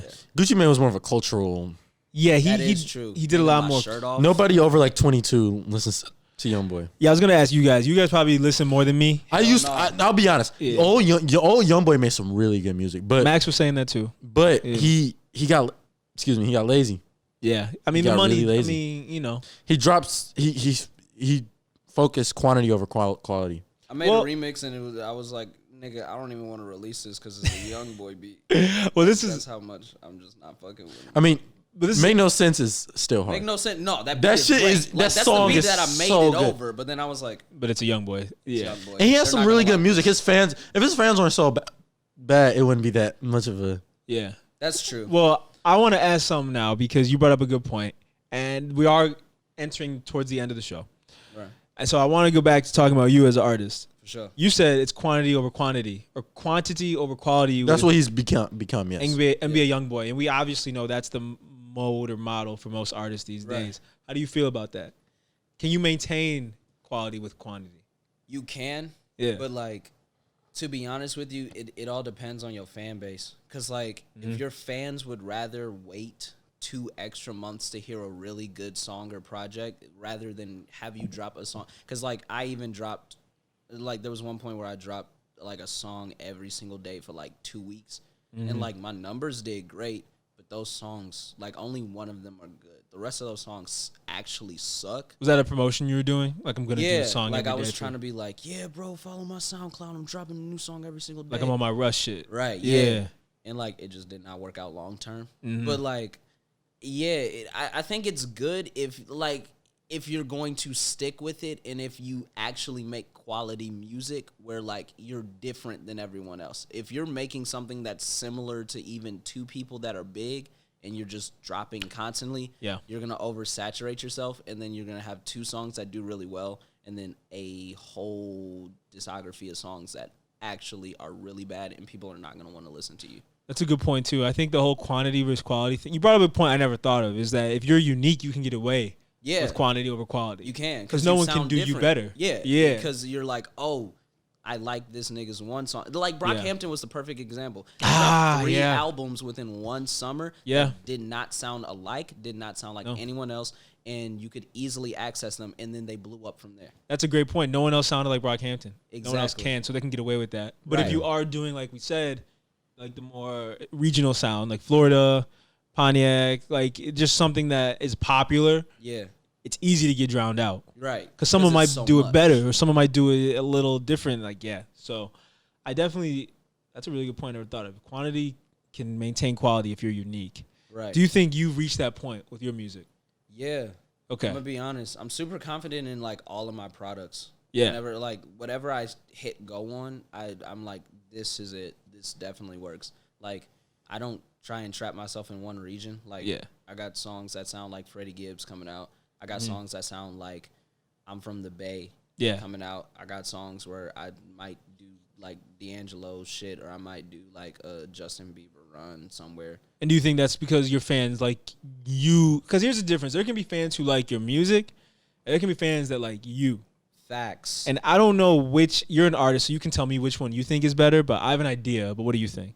I think it's better when your fans like you because like when your fans like you can experiment more and you can make a sound that is more unique to exactly what you want to do versus when you're like when your fan base likes your music, bro, that's how niggas get sucked into making one type of sound for like 5 years out of their career.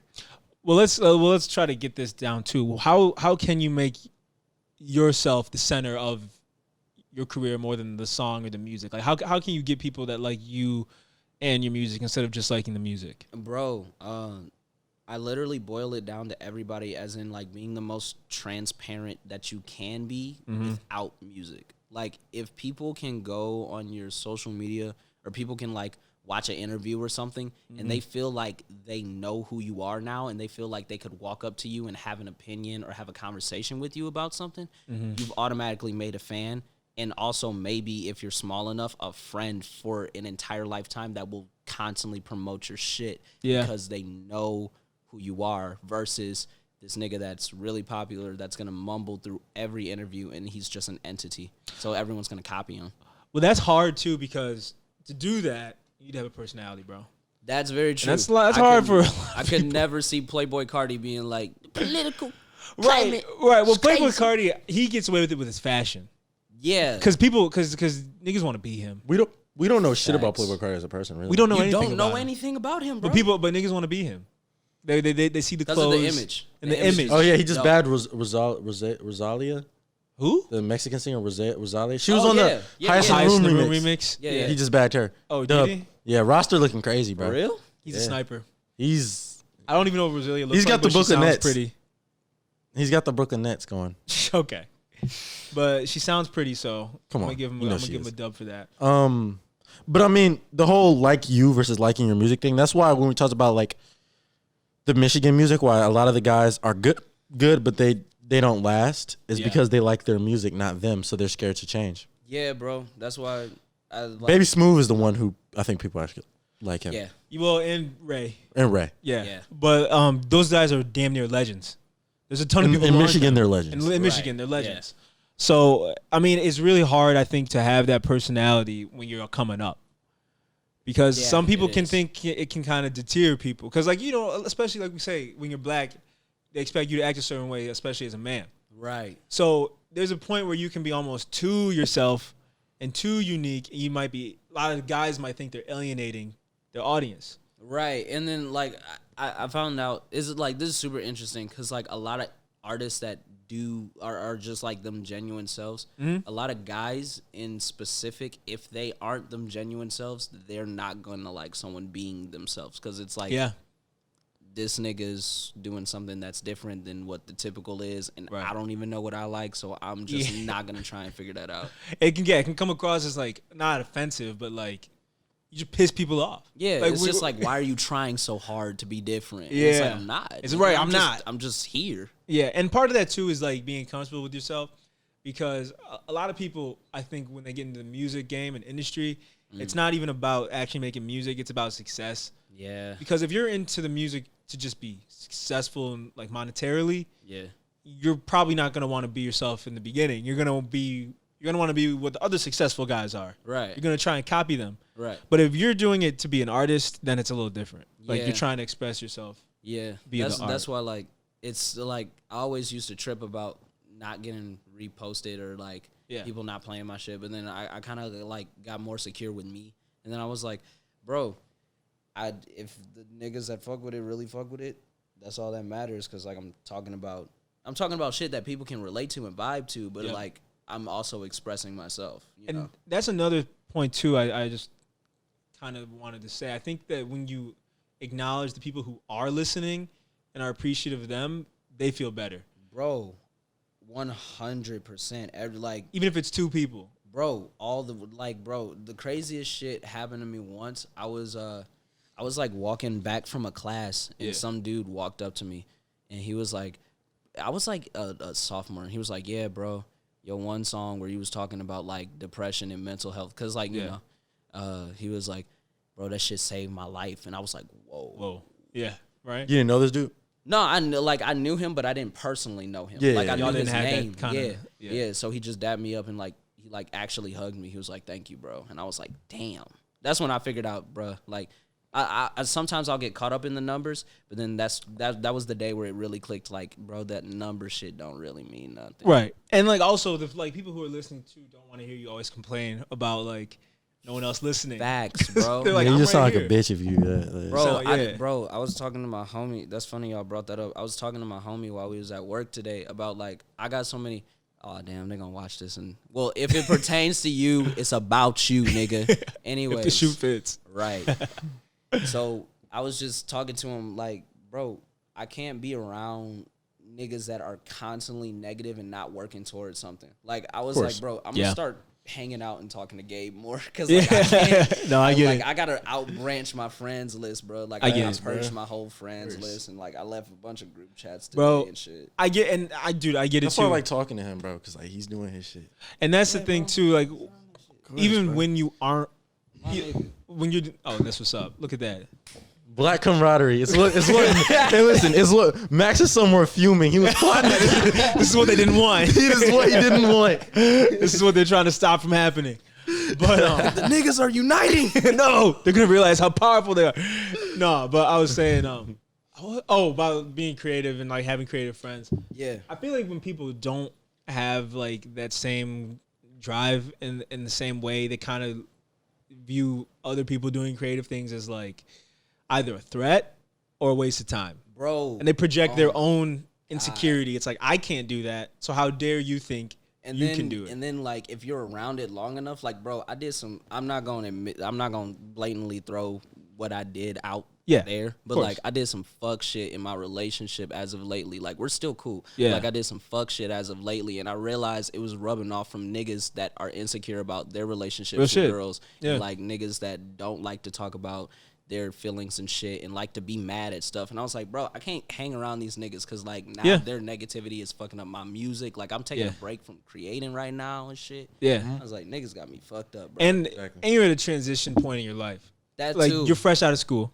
Yeah, bro. And It's been a year. it's been a year and not even a normal year. Not at all. Like so The worst years of our lives. when you don't have that like established life yet, and I'm in the same boat because I'm almost fresh out of college basically. Right.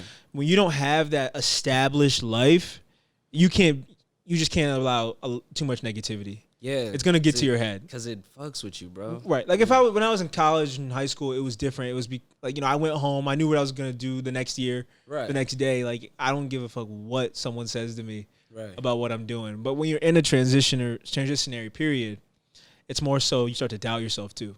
Yeah, bro. Yeah. I was like, damn, am I good at music? Yeah. Okay. And then I was like, nigga, you are on Apple Music without someone signing you. Yeah. I think you're fine. Right. Like you got people listening to you. You got fans. Like Yeah, I appreciate you for actually doing your shit professionally. Like, there's nothing wrong with the niggas who don't like putting their shit on streaming. I get it. It's outdated, bro. Put it on. It's outdated. Honestly, no matter how good your music is, like even the niggas who only put their shit on YouTube, sometimes they do it because of sample clearing issues, which is a whole other. That I get. Okay, Now, that's now I fine. understand That's that, fine. yeah. But like a lot of rappers, especially locally, only put on, and it's just like, It makes people, bro. God, That's the shit. I can't that's take the you shit as that serious, makes it no matter the- how good you are. That's the shit that makes it the Detroit sound.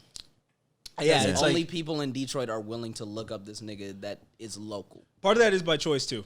Yeah. That too. Yeah. Part of that is like I'm making this for my people. And that's There's all some I good want. songs But it's that are annoying. only on there's some good like Rio songs. Like a couple of songs with Rio and Yachty are only on YouTube. Or But I think that was sample clearing issues. I'm like, okay. Right, You know, so the you videos are understand cool. it, yeah. And it's Yachty for crying out loud. That's okay. It's Yachty and Rio. That's they got enough respect. Versus someone And that's Y and J. But if you're trying trying to make pop- it. But yeah, if you're trying to make it, dude, you gotta come on. At least like most of your stuff. At least your good stuff. Yeah, I feel like creatives in general are just stubborn though, because it's your They're baby. so stubborn. You have your baby. like to an extent you have to be, but that's like a whole pride thing, bro. Like I had to break that shit because I was like, I don't want to do, bro. I tried to be on my J. Cole shit for my whole life. I was like, I don't want features. no features. Yeah. I want everything to be me. Yep. I don't want this, that, and the third. And then something in me was like, bro, if you don't get around niggas that like support like a bad idea that can turn it into a good one, you finna be trash in like a year. And no one wants to hear that chip on their shoulder artist all the time. Nigga, that's why my people don't God. like Russ. Yeah, that's That's a good it's point. like Because he's not technically bad. He's He's not a bad at He had artist. that He's song with no artist. ID. He's a that I pretty good loved artist. On his last EP, like I'm embarrassed to say it, but he had a song produced by No ID that I think is one of the hyper songs I've heard in a long time. Bro, Oh yeah. Russ makes great music. Yeah. But it's tied to a person that won't shut up about himself. So it's like, I don't want to listen to this. And the whole chip on your shoulder It's thing. it's the make a move in silence nigga we make fun of. and it's It's also the hey, I'm making moves in silence. Hello. It's like the hey, I'm independent and nobody likes me. What's going on? and it's also Chance it's was like that for a while too. Chance was Yeah. And it's also it's like I feel like audiences just don't understand the drive, and they look at it as entitlement. Yeah. They don't really understand it the same way creative people view it, where it's like, this is my whole life I'm putting out here. Right. To the consumer, they only heard about you for a year. Right. And they hear your ass hearing the complaining. music. Yeah, and they're like, this nigga released 8 songs.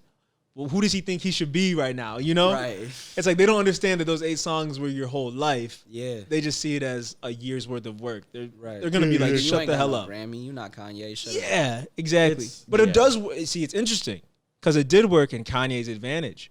It did. But that's because he's Kanye, I think. He's so good. It was Right. No one. Kanye made everyone shut up, and that's Yeah. the reason why it worked. But, But Russ can't do you it. talking about the chip on the shoulder thing? Like Kanye's Yeah. chip on the Because shoulder. you're talking about the being a producer. Yeah, and then he was like, "Niggas don't want me to rap, but I'm a rap anyway." Yeah, but it works for him. but he was already a amazing producer. No, he was already a top Yeah, tier he was producer. already like And he already had that buzz. fucking great. Yeah. and he was Jay-Z's little brother. Yeah. Yeah, that's true. And like industry people fucked with him, like Yeah. Freeway Yeah. and GLC, and it's like Still supposed to do it. Dame Dash. Like, yeah, I think he had so many stripes earned That he could do that. Kanye's an do anomaly it. in that. He's Like, the exception. You can't look at what Kanye did and be like, I'm gonna do that. No. No, It's certain shit you can't- unless you step in a room and like all of your favorite artists are willing to shake your hand and like Yeah. do a Right. song with you. Ask you to can't do that. unless they want a song from you.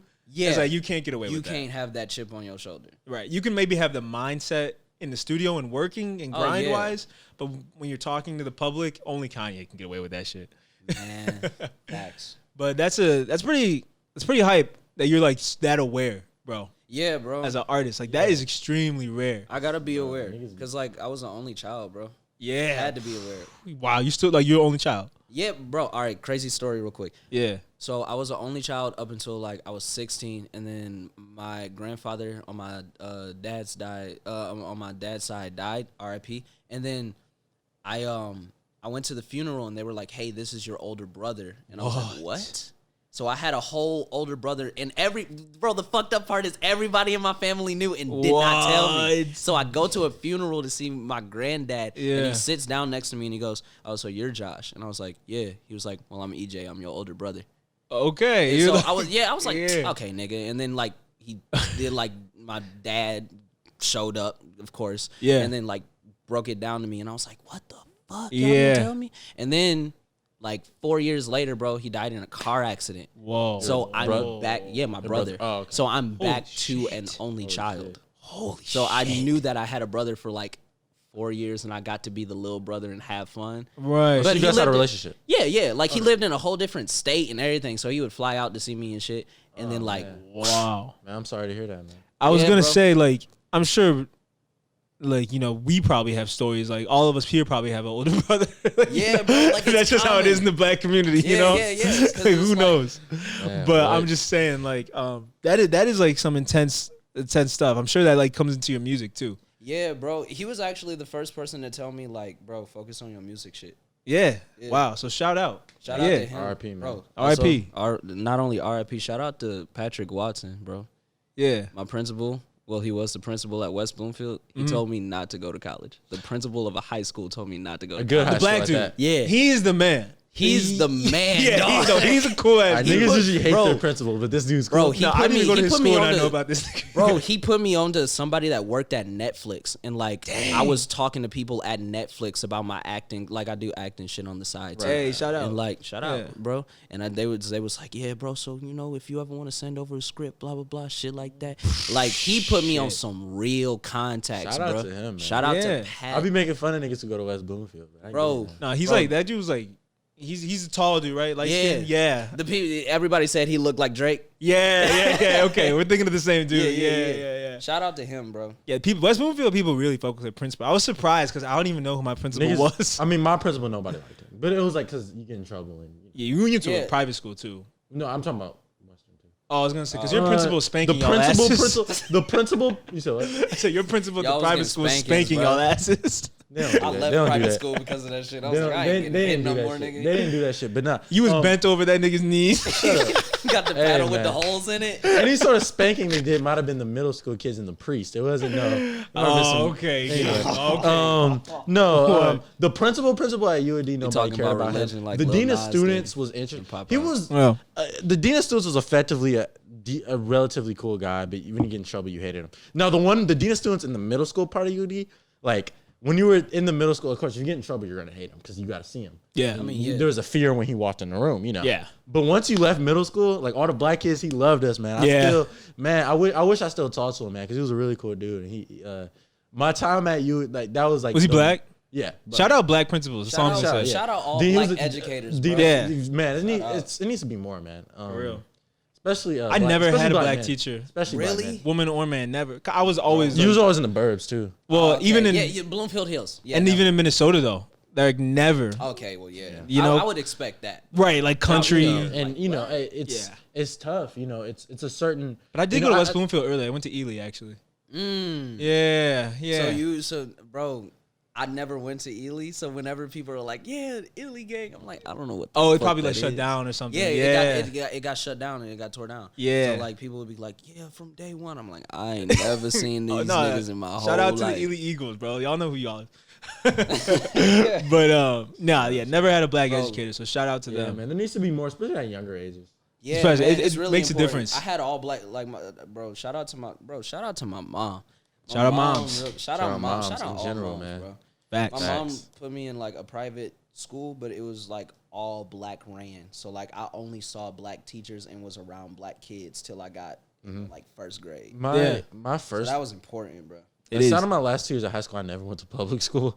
So my first private school, I went to Waldorf, and it was a type of school where I think Dave Chappelle made this joke, but it would be 5 black kids but 1 black parent. Because all the other kids were like adopted. Oh, yeah. It was like that kind of place. Yep. But it was like a liberal white school. And I was a little ass kid. So, you know. And you know how my parents are. Like, you know, we know, like, no matter how much whiteness I could be around, you know I'm going to be me. Sheikies, Kufis, we get it. Yeah. Shut up, man. And then the school I went to after was mostly black. And UAD is just UAD.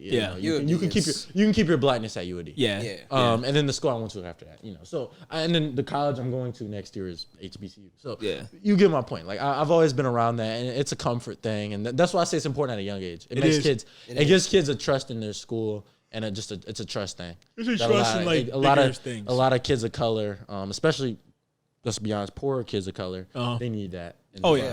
Because then like. Yeah. Also, you know how to come at people of your own race, even if you have like, you know, and diversities within. Especially in other cities, it might be more of a thing. Like in Detroit, it's not community schools. Like if you live in this neighborhood, it's not guaranteed you go to this school. Yeah, it's true. I think that would be better. Yeah, everything would be better. If there's a whole lot of reasons for that. It's a whole lot of reasons for that. Especially in Detroit, a lot of it is a lot of schools are bad. Run our city planning shit. Yeah, but Detroit, it's a lot of schools like the school my brother goes to is kind of not close to our house. There's a few high schools closer to where I live. Granted, when I started at Western, that was the closest high school. But you know, and so, but you know, it's just not that. And I feel like if it's a more community based thing, you know, I think the city as a whole would be better. I agree. I do. Yeah, but I agree. We are getting towards the end of the show. Yeah. But I do like that we ended on like the more personal stuff because that is how I like to end the show. But before we sign off officially, I want to leave the floor to you. If there's anything. Person, projects, anything you want to shout out and let the viewers know or know about, here's your chance. So let's hear it. For sure. So JMT, if you don't know who I am, type in who's JMT on Twitter or Instagram, and my account will pop up. I did that on purpose because people always say who's JMT. That's my handle, so you can automatically follow me. Search it. Exactly. Apple Music JMT, Spotify JMT. I have a big ass project with Simba, Cold Heart Maroon, Kendra Denise, Demaya Lachelle, Hawk Jones, Achille is on there. It's so many independent young black artists that are going to be on that project from all over America, so you got to look out for that. My next song, Internet, is dropping April 20th. So that's going to be on 420, and it's very psychedelic. I want people to smoke to that song on purpose. You heard him. I'm on it. You heard him. That's the order. Nigga, look at the ceiling. Look at the ceiling to that song. But, that. Again, shout out to my mom. Shout out to Mom Dukes. Yes, sir. Bro, that's what it is. That's what it ain't. And I'm going to give you my number so you can send me the specific songs you want on our playlist because I always like to let the artist choose. Yeah. But with that being said, we will link my man's socials. So in case you don't look up who he is, you'll know by the link in our bio. So don't forget to tap into that, tap into the playlist, follow us on everything else. Gabe has big plans in the future with like the show, didn't you say you had something you noticed about us that we should? Oh, do? I just want to give you some credit. Actually, give you your flowers. Oh, dang. I didn't. Everybody's always like, "Oh wow, you guys' quality is so good," and like I don't watch that many. I was listen, a I'll fan say this before I got on here. Yeah. Okay, I'll say this. Like I don't watch that many internet playlists, YouTube wise, and podcasts. I should say. I'm not playlists. I didn't realize like our shit is like the lighting and stuff. Yeah, like y'all dude, up there, bro. like it's but like No Jumper's huge, and like their shit is nah. We got the multiple camera angles. I didn't realize everybody's wasn't like that. Yeah, because like the ones I like seen clips of, they were closer to ours, even if ours were better.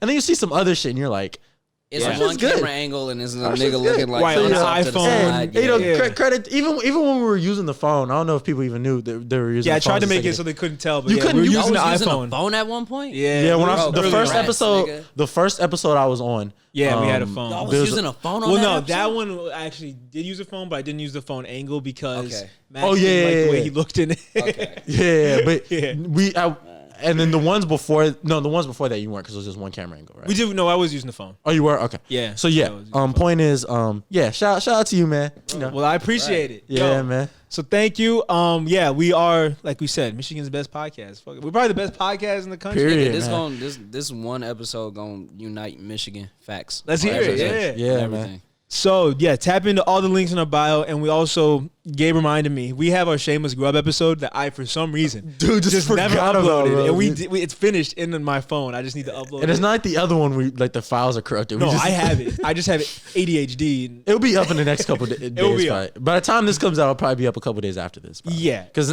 sure it won't take you long. It'll be up, and then the weather's nice out, so we can do a new one. And just a whole bunch of other new stuff. So tap in with us and don't forget to support the boys. Yes, sir. So with that being said, we appreciate you guys for tuning in and sticking with us for this episode. And Max will be back soon. Don't you worry. Yeah. And we will see. He'll get over his boycott. He'll get over it. He'll be back in the seat. We'll see y'all next time. Peace. That was good. I like that a lot. I thought that was really good, actually. I think that was really good.